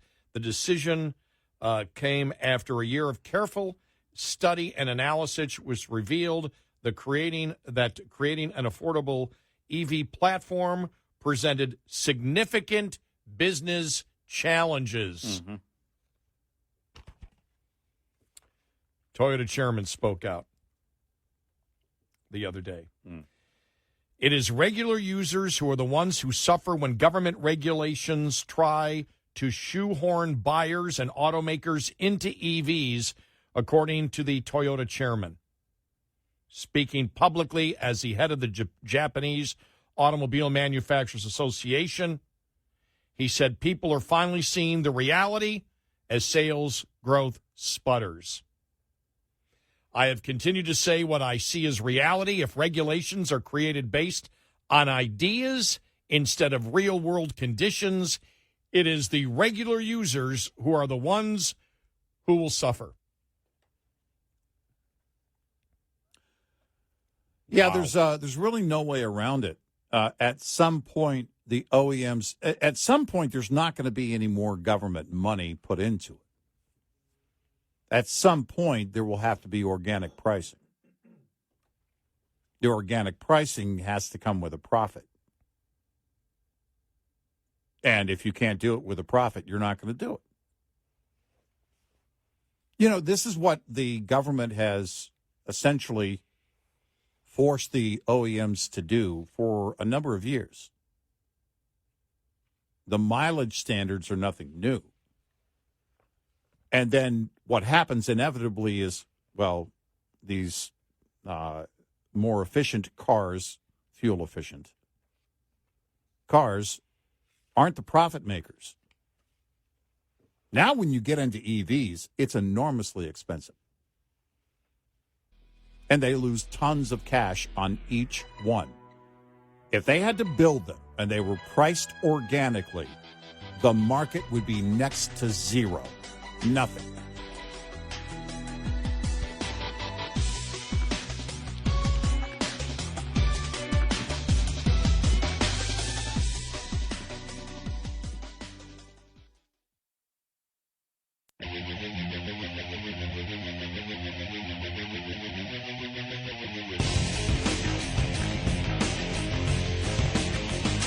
You're listening to Red Eye Radio from the Uniden America Studios. And he's Eric Hurley, and I'm Gary McNamara. Good morning. Welcome. Thank you for being here. Friday show, it is. A couple of stories here. I just love this one. House Oversight Committee Chair James Comer demanded on Thursday that President Joe Biden provide applicable loan documents and IRS filings regarding the $200,000 loan repayment James Biden claims he repaid Joe back in 2018. Oh. I'm sure he'll turn that right over. The White House and James Biden, Biden's brother, denied the $200,000 check James gave Joe Biden was due to a pre-existing business relationship. They insist the money was a return payment for money Joe Biden lent him, but have not provided the committee any evidence to prove their claims. Now, the problem is that the Bidens have is in the bankruptcy of that AmeriCorps corporation, they listed the fact that that money was paid to James Biden to get influence. Yeah. And that was part of the bankruptcy filing. Right. That's where that comes from. You know, it doesn't come from James Comer, stating that I think it came, because of this. That is the actual place that went bankrupt, the healthcare company, where they said James Biden, they paid him this money because he said he would use the influence, of course, of his brother to get them more money from Middle Eastern sources. Right. Never did. Right. But they paid him a total of $600,000. But when a $200,000 payment was made to James Biden, then $200,000 that same day went to Joe Biden. The big guy. The big guy, yes. Oh, I should have worn my shirt. 10% for the big guy shirt. Yeah. I didn't wear that today. Yeah. Instead, I wore my Everything Hurts T-shirt. All right. I've been working out the last few days. Is that a new take on the Buffalo Bills or no? No, I guess they won last night. Oh, did they? Yeah, they won, but everybody's still disappointed. Well, it's Buffalo. I was telling my buddies, I go, look, the way to do it is you go to sleep, they play, you wake up, you see the score. You're not really bothered as much by it. Right. Whether they win or lose, it's like, oh, okay. Yeah. Don't go through the whole 3 hours and 20 minutes of agony. Right. I was having sweet dreams. Yeah. Sleep through it, wake up and go, okay. Yeah, exactly. See, you can be disappointed instantly. It's not a long, drawn-out process. Don't spend so much time being disappointed. Do it in a very short period of time. Like a Band-Aid. Yes. Rip it off. Exactly. All right. I stole that from Seinfeld, didn't I? Comer believes a $200,000 payment is suspicious because the money flowed through a distressed entity, AmeriCorps, which loaned James Biden a total of $600,000 on March 1st of 2018. AmeriCorps wired James Biden $200,000 the same day James Biden sent Joe Biden a $200,000 check. Mm-hmm. In a letter to the White House counsel, Comer, a former bank board member, requested the loan agreement along with any applicable IRS tax filings. Mm-hmm. As you may know, in the letter, Internal Revenue Code has specific requirements for loans, for reporting below market rate loans from gifts. While there are some exceptions, for example, loans of $10,000 or less, the payment in question would not appear exempt from such requirements if it is a loan. Indeed, there appears to have been no interest paid on the loan based upon the White House's own representation. Mm-hmm. Oh, wow. You loaned him $200,000, he paid you back $200,000. Where's the interest? Right. Oh.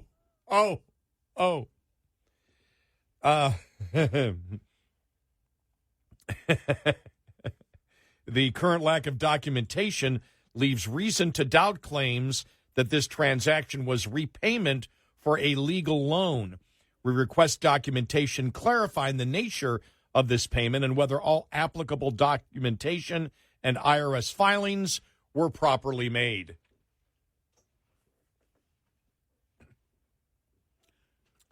Well, I mean, the left has been out for the Trump tax returns for a long, long time. Wait a minute. Do we have Biden's what would that be? That would be his 2018 earnings year, right? Tax return? I think it was 2018. Yeah. So 2018. Right. I don't know. I don't know if that was released or not. Yeah. If it's released. Because he was not vice president and was not president. So I don't know. Did he put that out there, though, when he ran in 2020? I don't remember. But if he did, it should be easy. Comer should already have it, actually, if that's the case. Biden tax returns show $15.6 million in 2017-2018 income. He released his tax returns from 2016 through 2018. Okay, then my question would be, are those abbreviated? If it's a full tax return where Comer can go through it. Biden's federal tax return for 2016, his last full year as vice president, showed adjusted gross income of nearly $400,000, while his 2017 federal tax return reported adjusted gross income of more than $11 million. So for 2018, his 2018 federal tax return reported adjusted gross income of $4.6 million. He filed his tax returns jointly with his wife during those 3 years. The release of the documents comes during the former vice president's 2020 presidential campaign. Yeah, I would think that because I thought he released something. I just didn't remember if it was 2018 or not. Yeah. Well, then you know. You know whether it's in You there. should have that available. Yeah. I mean, Comer should be able to go through that. That's a great point. I'm glad you brought that up. Yeah. It's the first thing I would have done. Because if he's not claiming it on his taxes. Well, unless he knows it's not in there, and that's why he's questioning him on it. Well, but wouldn't you launch it in terms of when you issue the concern and then, you're going to ask for whatever other documents, you would say, we have your 2018 tax return. It does not indicate that you claimed this. Or you don't do that. Right. You just say, we'd like to see the documentation. If they don't provide it, then you bring that forward. I mean, there's a number of ways to actually do it, but I would ask that question, too. If you've got the ammunition, use it now. Well, yeah, if you've got the documents, then you should demonstrate very clearly, hey, it's nowhere on here. Right. And that would be so easy to why do. didn't you claim it? Right. Why didn't you claim it one way or the other? You received a check from your brother during that earnings year, but it's nowhere on your tax return. Unless you know it's not in there and you want to see how they respond, which you can use against him. Yeah, I would still present that to the American people. We have the tax return. I think, yeah. I mean, I would start with that. All right. Because it's not, when you know it's not there and you can demonstrate it and say, he didn't claim it on his tax return, so what is it? Or if they respond and say, we're not going to do it, he's going to say, okay, we asked administration to provide it. We have the tax returns. They did not do it. And so at that point, I don't know why you wouldn't start there, though. Well, because then because then they're evading you. Mm-hmm. You prove to the American public not only did they evade the IRS, but they're evading the investigation. Mm-hmm. Which they're going to do either way. But if you've got the evidence that he didn't claim it on the tax return, you need to demonstrate that very clearly. Oh, I think they will. Mm-hmm. I think he better. Otherwise, he's useless. Well, that's it. I mean, it's, in my opinion, that's where you should start. You've got his 2018. He released it. Well, the Democrats are having problems with this big time because when Representative Goldman came out and said, why are the Republicans going after him?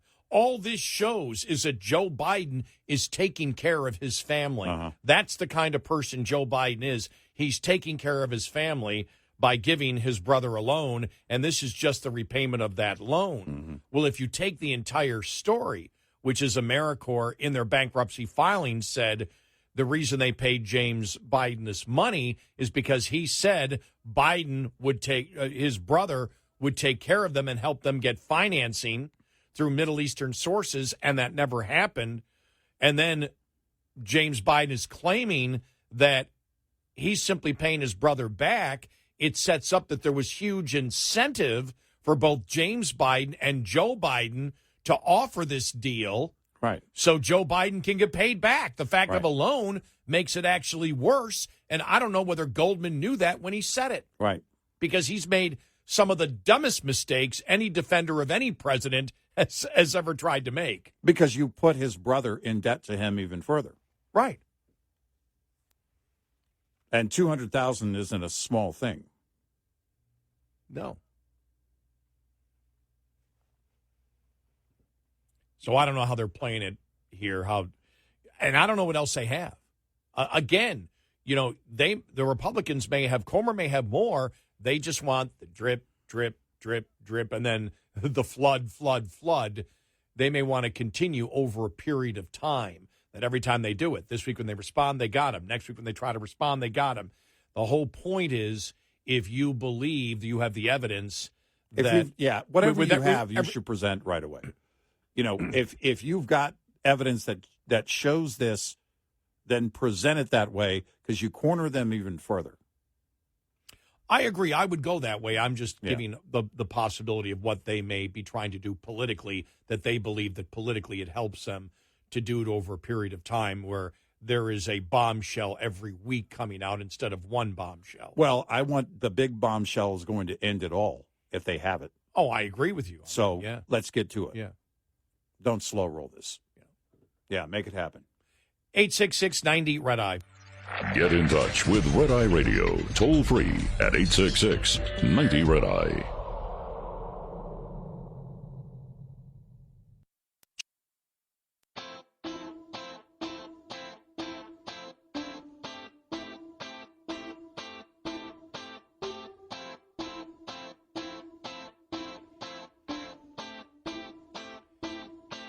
It's Red Eye Radio. He's Eric Carly, and I'm Gary McNamara. Now, the attorney for James Biden said in a statement to CBS News that the committee has the bank documents that show both the loan Jim received from his brother in January of 2018 and the repayment by the check 6 weeks later. That's what they're claiming. And I haven't heard a direct response from Comer, except he is telling the White House, present that information then. Mm-hmm. You say that happened and we have it. He's saying they don't have it. And how would the attorney for James Biden know that the Oversight Committee has that? Or at the very least, he's saying whatever they do have doesn't clearly demonstrate that that's the loan. I don't know how it wouldn't. I guess the question would be, first of all, what does it show? Does it show that there's a transfer between? Is it a check from Joe? Yeah, it's a check. Yeah, that they've shown the check. Okay, so it is a check deposited in James' account from Joe. Oh no! They have the check from Joe to James. Oh, that I know about. I know. I've not seen that check. No. Okay. No. Evidence of the loan would be, in the other direction and should be pretty clear. Oh, you make the point. Then James Biden lawyers should provide that check. Right. Of the actual loan from from Joe to James. They're saying the committee has. He's saying the committee has it, but you've got it. Right. You've got the evidence. You have the bank records. Right. Huh. This is an interesting standoff, isn't it? Well, because it sounds very Biden-esque. Oh no, we gave you the evidence. No, well, he didn't say that. He didn't say they gave him the evidence. Well, he says they have the bank records that demonstrate that it was a loan. Right, but they got that through a subpoena of the banks, not of Joe Biden, giving him the information. Okay, yes, okay, you're right. Yes, yeah, horribly phrased. But he's saying they have it. But do they have it? Is it clear demonstration? Yeah. If it's a check, and on the memo it says loan to my brother, James, then that's hard to dispute. So what does the bank record actually say?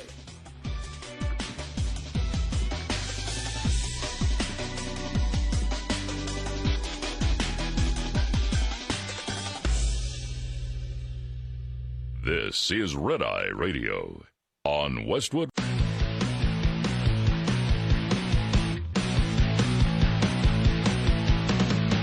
Now, it's Red Eye Radio.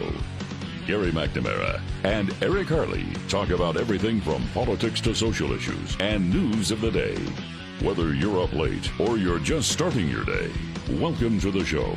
From the Uniden America Studios, this is Red Eye Radio. All across the USA and around the world, we are Red Eye Radio. Good morning. How's everybody? Huh? Happy Friday. Yeah, happy Friday to you. World Series starts tonight. Yeah. All right. Yeah, so we'll see what happens. The excitement probably building up. Does Kansas City play this week, the Chiefs I'm talking about? Because a lot of excitement building up about, Taylor Swift appearances and kisses on the cheek and stuff like that. So, yeah, we can, as a nation, be obsessed about that. And also, what's she going to be wearing to the game? Oh, what is she going to be wearing to the game? Oh. Right. How long before they just put her on the field with a mic to just interview Kelsey before and after the game?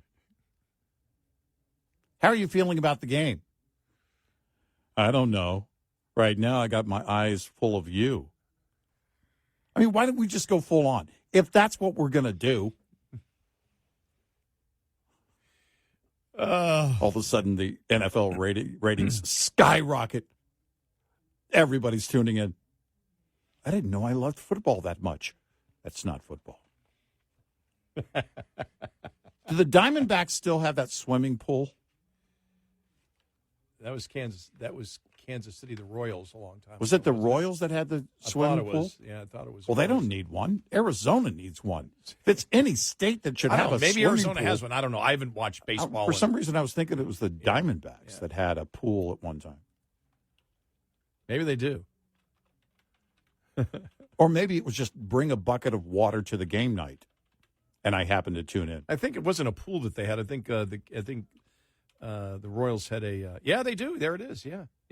They got it there. I'm looking at the pool right now. They got a pool. I didn't know that. Wow. Yeah. I'm really losing it. If Eric knows something about sports that I don't. Yeah. It was. I've really abandoned sports. It's kind of a big deal back. Yeah, when there they. it is. Yeah. I mean, if and the hot tub. Yeah. A hot tub? Who needs a hot tub? Don't do a hot tub. No, and no. Maybe a team in the North. Maybe the Blue Jays could do a hot tub. Or right? The Bills could have a hot tub. I mean, that would make sense. Arizona needs a swimming pool or maybe an ice bath. That seems to be in these days. Yeah. Well, good luck to both teams. We'll see. You ready for this? Yeah. All right, I just saw this story. I'm reading it for the first time. Okay? All right. I just saw this. I said, okay, I got to bring this up. Mm-hmm. And we'll see where it goes. Texas recently surpassed California in grid-scale solar energy. All right. Yeah. Solidifying its lead in the alternative energy sector, where Texas wind power has long been the national leader. Mm-hmm.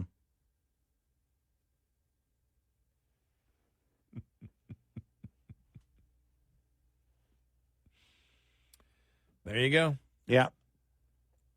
All right. In Texas, almost anyone who wants to or thinks they can make money selling electricity to the grid can build power and connect it to the state's power system. On the retail side, consumers are free to choose their energy provider, and that includes a choice of clean energy, a sector that has seen significant growth in demand from consumers. Mm-hmm. You first saw that with wind, which ramped up really quickly. Solar was a bit laggard because it couldn't compete with wind, but as soon as the price got low enough, it made economic sense. It bloomed. Well, why did it get low enough? Subsidies. Well, yeah, that, and also the production level of the energy itself in a summer with no rain. That's true. Boy, we made up for it this week, didn't we? Well, and we're in the winter, we're probably going to make up for it, too.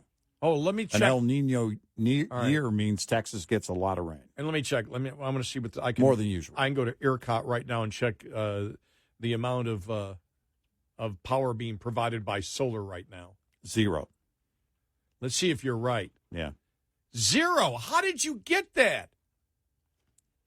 I doubled the hypotenuse of the isosceles.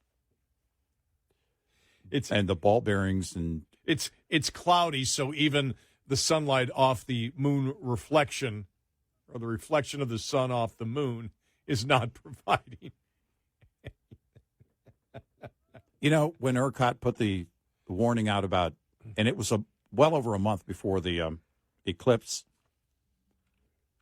You know, this is something we're going to have to watch, and then a couple of weeks ahead of time, they were like, "Okay, everything will be fine." Are you kidding me? Are you kidding me? Yeah, no thanks. No thanks. I am still working on my patent for a solar-powered tanning bed. I think that's going to happen soon. It's a lawn chair.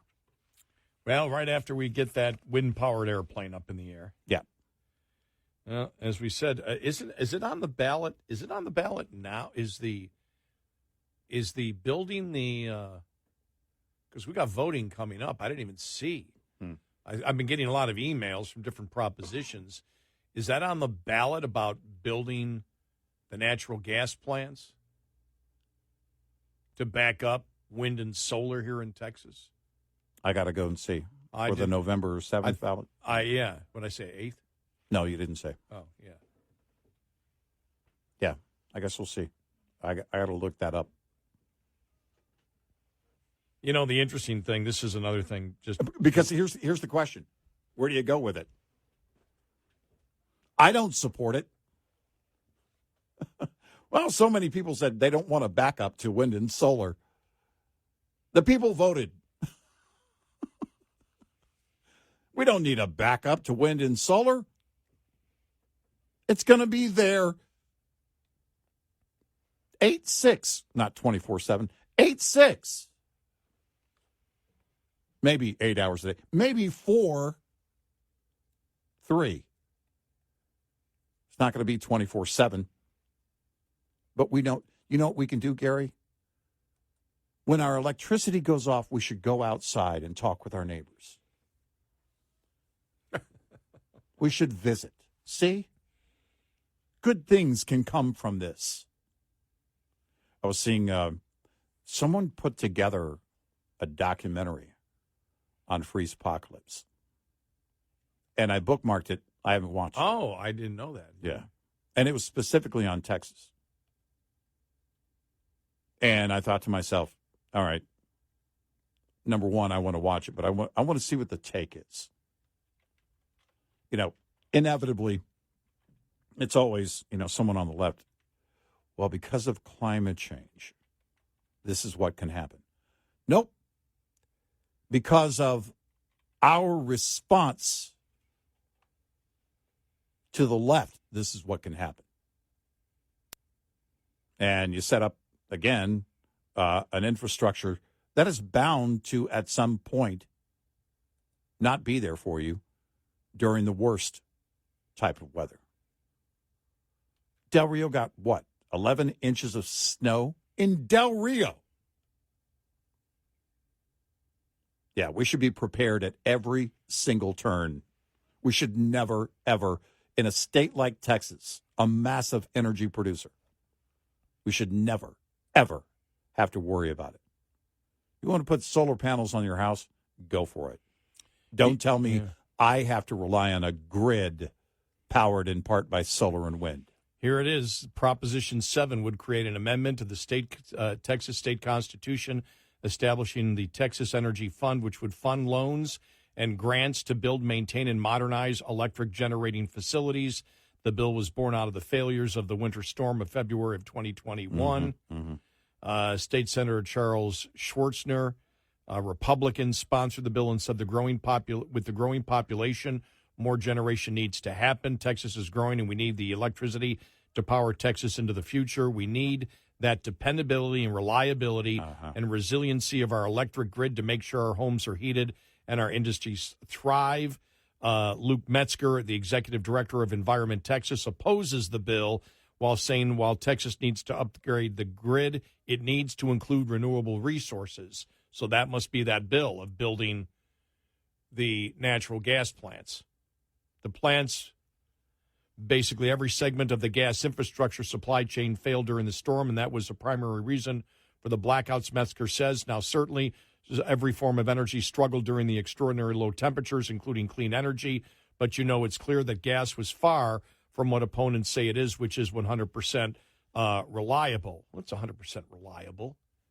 If you've got the infrastructure maintained properly. Yeah, the source itself is reliable. Yeah. This is about the infrastructure. This is about delivery. That's a bogus argument. Senator Schwarzer said generators relying on solar and wind are too inconsistent and come with their own environmental problem. We need to balance out our grid. Metzger believes his constitutional amendment will move Texas away from the work already being done to support clean energy products, blah, blah, blah, blah, blah, blah, blah, blah, blah, blah, blah, blah, blah. So that's, that's where we are there with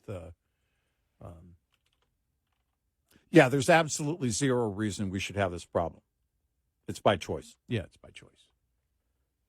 We created the problem. Yeah. And Metzger's completely wrong. There were screw-ups, but as we said, when you're basically when the federal government is telling as we said, the consistent form of energies, coal, natural gas, you're going to be out of business. We're putting you out of business. Nobody wants to do long-term capital investment. You're not going to get the investment because that's long-term capital investment. Everybody knows it. Right. Metzger's BSing the public. Yep.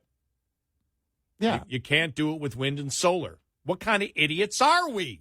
Well, it's the same argument that they gave then Treasury Secretary Snow back in 2003, September of 2003, on subprime lending, on Fannie and Freddie not being able to sustain. And the response from Barney Frank and Democrats was, no, we're not doing enough of these loans. So what the environmentalists are trying to say here is we don't have enough wind and solar as a part of the grid. We need to increase that. Absolutely not. There were problems with delivery of natural gas. That should have been fixed before freeze-pocalypse as well. But natural gas itself as a source is highly reliable and should be there. And there shouldn't be a question about it. We need to grow up and quit living in this abstract fairy tale that the left wants to live in, because reality hit hard for way too many people. A plan for Texas to build its own power plants could cost $7 billion more than expected, $8 billion. This is from April. The plants would be activated during emergencies. Lawmakers haven't decided whether to pay for them through state funds or higher charges to electricity customers. A plan that the state Senate approved last week to build up to 10 gigawatts of on-demand power could cost $18 billion to construct natural gas-fueled power plants with fuel stored on site, according to an estimate from the Lower Colorado River Authority. The price is well above the $10.8 billion estimate. I mean, this is pure insanity. Yeah, I remember that estimate. Actually, I think the very first one was somewhere between 8 and 10. Yeah, it was 10, they say.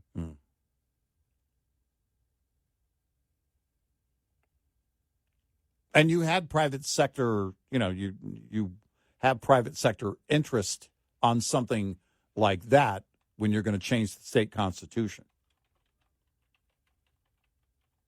But it's in terms of doing it to create a backup, that's unnecessary. Take wind and solar out of the equation. Take government money out of wind and solar. What do you have? If you're going to build a grid on wind and solar, you're going to have a lot of people without power a lot of the time, far too often. That's highly unacceptable. As a society, we're not going to stand for it. There's no way. And temperatures do get to the extreme. Yeah, this Amendment 7 would be to fund all that. Because it would be a Texas Energy Fund to fund construction, maintenance, modernization, and operation of electric generating facilities. The fund would be administered by the Public Utility Commission.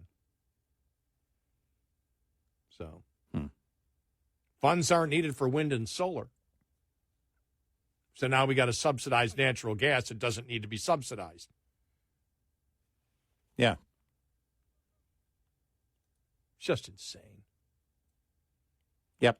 We got to create a backup for something that we got to use something that's reliable and consistent as a backup. That's stupid. Absolutely stupid.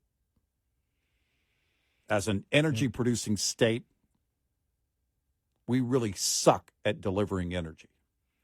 866-90-RED-EYE.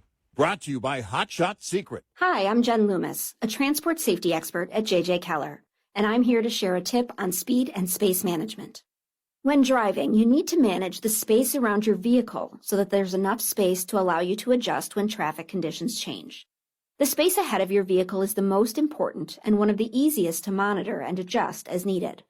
One rule of thumb is to allow at least 1 second for each 10 feet of vehicle length at speeds below 40 miles per hour. At greater speeds, add an additional second. It's impossible to keep other drivers from tailgating you, but there are some things you can do to make it safer, such as increasing your following distance, avoiding quick lane changes, and slowing down. There are also several things you should do to ensure that there is plenty of space between the side of your vehicle and other vehicles. Don't hug the center line, avoid hugging the right side of the road, and avoid traveling alongside other vehicles in strong winds, especially crosswinds. This tip was brought to you by JJ Keller and Associates. Visit us at jjkeller.com. We'll be right back with more Red Eye Radio with Eric Harley and Gary McNamara.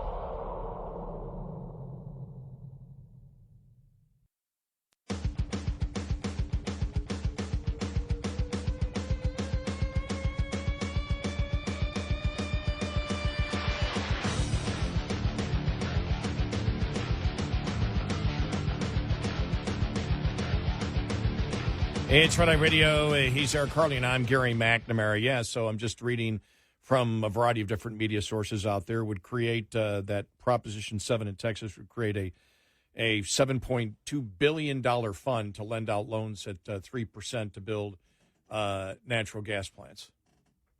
Right. The money in the fund would consist of money appropriated by the state legislature, investment returns from the fund, and gifts, grants, and donations contributed to the fund. All right. What kind of money are you going to make out of something that they already say that you can't make money on? You can't make money on natural gas plants that are operating 10% of the time. You can when there's state money coming at you. All right, so then what you're saying is you're simply subsidizing, this taxpayer subsidizing the loans also. Right. Yeah, I mean, that's basically it. Right. It's a 3% interest loan, but you're going to build that. If you're one of the investors, you're going to build that, you're going to use that money. So because you're going to repay the loan, that 3% will go in part to fund this. And then I guess you sell the energy when it is most needed as a backup, which, by the way, tells me it would also be very expensive. Pure insanity. Just insanity.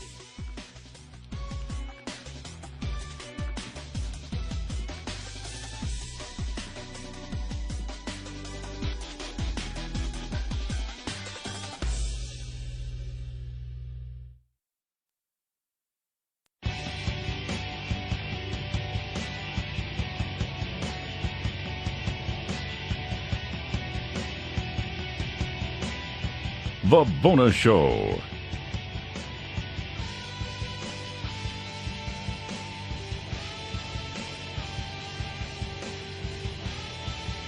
It's Red Eye Radio. He is Eric Harley, and I'm Gary McNamara. So just very quickly, just because we talk about energy all the time, electric vehicles, the grid, the insanity of the president, who, when he became president, said we're going to be totally solar and wind, but, basically a grid by, mid-2030 something, whatever it is. I mean, it's asinine to begin with. Mm-hmm. And we know that in February 21, we call it free Zola here, but this is when you got, no solar, windmills completely died, completely frozen, whatever, and a lot of the natural gas plants, you had, freeze-ups and things like that, which you don't have to have because natural gas plants run all over the country in cold weather. So you can solve that problem. So what the Texas legislature has decided to do is put out a constitutional amendment for an energy fund here in the state of Texas that would, give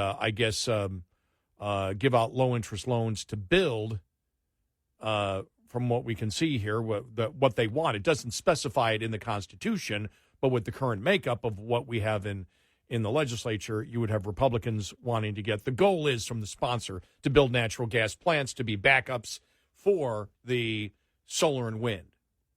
So my point is the loans that would be, they want to create a $7 billion fund that would create 3% loans to build these plants. Well, if you build these plants, how do you pay back the loan if you're not making any money? Well, that would be it. Exactly what, if you're investing, what is your return and what's your source of return? Because if you go in and you build the plant and it's there to, if it's going to be online full time, then you're charging the customer. Unless the goal now, because they say the new fund will create electricity production capacity that can be called on at any time.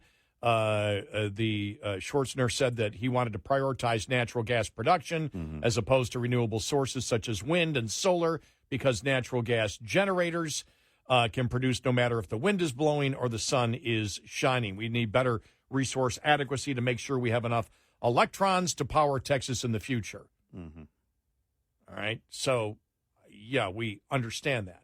But the point is, as we have said before, you're not going to have on the traditional forms of energy, when the federal government and everybody out there is stating we're going to bring money, number one, the president has said it. Democrats have said it. They want to kill natural gas. They want natural gas plants gone. And that's why the talk of nuclear is going on. Well, if you get rid of natural gas plants, you get rid of coal plants. Nobody wants nukes built in their backyard. Right. So as we said, when that notice goes out, nobody's going to be involved. You're not going to get private investment into long-term capital improvements in natural gas plants. And so the only reason, and so what you have is you have a system of subsidizing, federal government subsidizing natural gas, or excuse me, wind and solar. Otherwise, they wouldn't be part of the grid. Right. And so we subsidize it there. Since they are inconsistent forms of energy, then the state of Texas says we can't allow, since the federal government's doing that, the state of Texas says in order to protect our own citizens, we need to build natural gas plants that won't run all the time, but will just be backups that can go on immediately if there's a problem with wind and solar, so we don't have the blackouts again. Now, Texas taxpayers, you got to subsidize the natural gas too, which would never have to be subsidized if they were the primary form of power. That's the insanity that we're dealing with. We're subsidizing all forms of power in our grid. Right. And my question would be, because they talk about, well, we're creating this loan program that will get money from the Texas legislature that will create a $7.6 billion fund that will give out loans to build natural gas plants that aren't going to be running all the time. Well, how do you pay back those loans if you can't make a profit on the natural gas plants? Because nobody's going to lend you the money except the state of Texas. Right. Because if you have a natural gas plant and you just want to go natural gas, that has to be some of the easiest financing to get in power generation, because we've got plenty of it and people need power. There's a high demand for it. Right, and especially in a growing place like the state of Texas, you don't need the federal government to be involved in loans. So how are you going to pay back those loans if you're not going to be generating power all the time and making a profit? Right. And so they go now to me and you, because we're citizens of Texas, and they say, okay, vote to pay more for this insanity, or your power may go off. Yeah, you're not just saying as a customer you're going to be paying in taxes as well. Right, because of the idiocy of the federal government. That's your choice in the state of Texas. And keep in mind, it's already jumped. The estimate went from $10 billion to what? $18 billion now. if you would, to build the 10 gigawatts that they want. All right. Yeah. And tell me it's not going to go up, which means what? More taxpayer dollars have to go into it. Yeah. All along the way. Yeah. Well, that's why they have a constitutional amendment.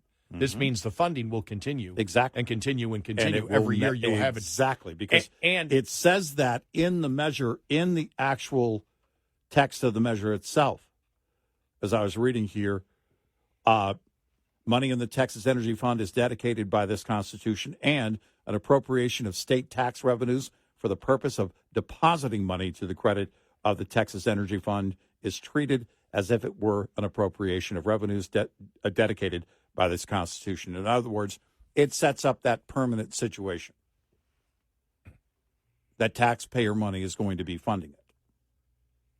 That we need to subsidize energy. Now, let's say hypothetically, you asked a question yesterday because we were talking about the Texas population in 2100, where that estimate came out from the mover that Texas would be 97 million people. And you made the case, you say, we said, look, you can't really extrapolate 10 years out and make a prediction for 75 years from now. You're taking some liberties in that. And you said, well, what if Texas goes Democrat? Well, that constitution, what do you call it? Proposal or that part of the Constitution would still exist. So Democrats could take that money and put it for more solar and wind. Yeah. Because it doesn't say that it has to go to natural gas plants for backup. You can still continue there would be discretion, and they could do that. Right. Yep. No, I made that point, I think, a couple of months ago on this. Because what are you doing? What are you actually doing by doing this? You're fulfilling Barack Obama's goal. Under my plan of cap and trade, electricity rates would necessarily skyrocket. And it may, on the surface, look like, well, we're trying to make sure we have reliable energy here. Yeah, but the question is, how much discretion is given? And if it is a matter of changing the state's constitution, it's going to take a lot of weight if this thing goes south and starts costing the taxpayer. I just don't see any efficiency here, really. I don't. It's so idiotic. This kind of approach is right out of the Democratic playbook. You set it up to where the taxpayer is going to be footing the bill from now until the end of time. And when you give the state or any level of government that kind of discretion, and you're changing the actual Constitution to make it happen, the state Constitution in this case, that's going to be a permanent thing. How does it not make electricity rates necessarily skyrocket, Barack Obama? Well, look, it does. It says here in this article here from the Waco Tribune, Schwartzner similarly told, this is a guy who, representative who sponsored this, similarly said renewable energy has a place in Texas, especially as technology advances. However, he said, as of now, there are issues of reliability of storing renewable energy to be used later. What do you mean issues? What do you mean issues? They can't do it. Yeah, issues of reliability means the power's not there. Yeah. An issue, he said, dispatchable energy does not have, because renewable energy has a place in Texas. Not if you've got to subsidize everything across the board. It doesn't. When the source God, what idiots. When the source goes away, when the sun goes down, or when there's too many clouds in West Texas, I vote no. If you have to subsidize, if the private market can't handle it, and you have to subsidize energy through the taxpayer, then your system is screwed up, especially when you have plentiful energy. And what I don't want to hear is Republicans making the damn excuse that this is just naturally how it all has to go. Yeah, and we can all work together. The kumbaya, reach across the aisle, and, we're still going to embrace wind. And no. This is where Republicans are idiots in their explaining of it. Because the explaining of it should be this.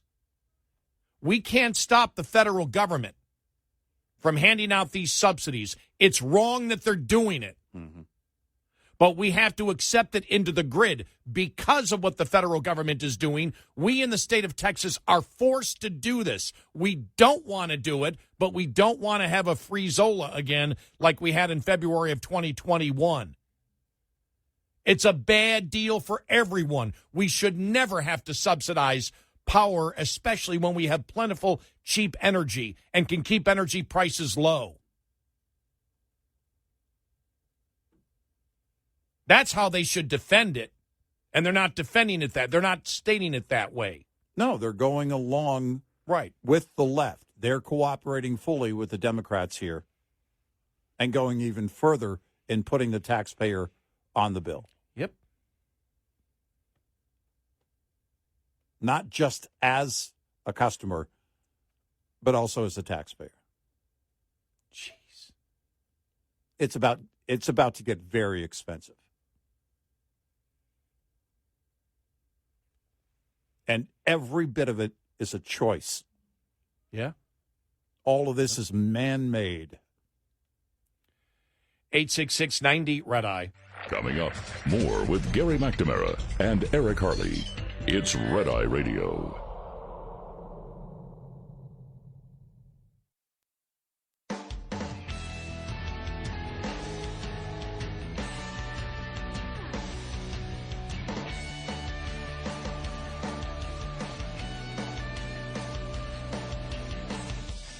It's Red Eye Radio. He's Eric Harley, and I'm Gary McNamara. I was just thinking here during the break as I'm just the insanity. It was the topic we were just talking about, the Texas grid, for example, and the proposal, for the state taxpayer to use taxpayer money to basically subsidize natural gas. It has to back up the subsidized solar and wind, which is just pure insanity. Right. And it's like, we're here to a Friday. We have an hour left. And I'm thinking, can we go on vacation again next week? I mean, this week has just been so insane with everything going on. When you think about it, I've actually, by the time we've got to Friday, I've had it. Now, I'll be okay. We're not on vacation next week, and I'll be okay by Sunday night, Monday morning. But I'm telling you, during the break, I was like, my head was about to explode with the stupidity that exists everywhere in this nation right now. We need to also consider down the road the possibility of subsidizing the subsidy for the subsidy backup of the subsidy. Scanners, if you've ever seen the movie. Yeah. The head just blows up. It is insanity. We are the king when it comes to energy in the ground. And we choose not to get it. We choose more and more not to use it. That's ludicrous. All of this will come to a head. You're starting to see the fissures right now with the EV mandates. Everything else is going to come to a head because reality is going to be very harsh. It's going to be colder than freeze apocalypse. Well, not only that, because the reality is hitting, as we said, the hypotheticals, which the hypotheticals were never going to work out. Mm-hmm. And the other thing is, where do you get the subsidies from? Taxpayer dollars. Mm-hmm. We see where the deficit is right now. We see where the debt is now. Yeah. Everything is hit at the same time. The promoting that we could do the scientifically and economic impossibilities that we were attempting to do, or it's now hitting reality, and it's all hitting at the same time. Oh, yeah. So maybe that's the one thing that will take out a little of my frustration, that don't worry, we're going to bankrupt the entire system, and then we'll be on the right path. Well, I really don't want to go through the pain, or society go through the pain that we're going to have to feel. But it is what we've asked for as a society, isn't it? We chose it. It's what we chose.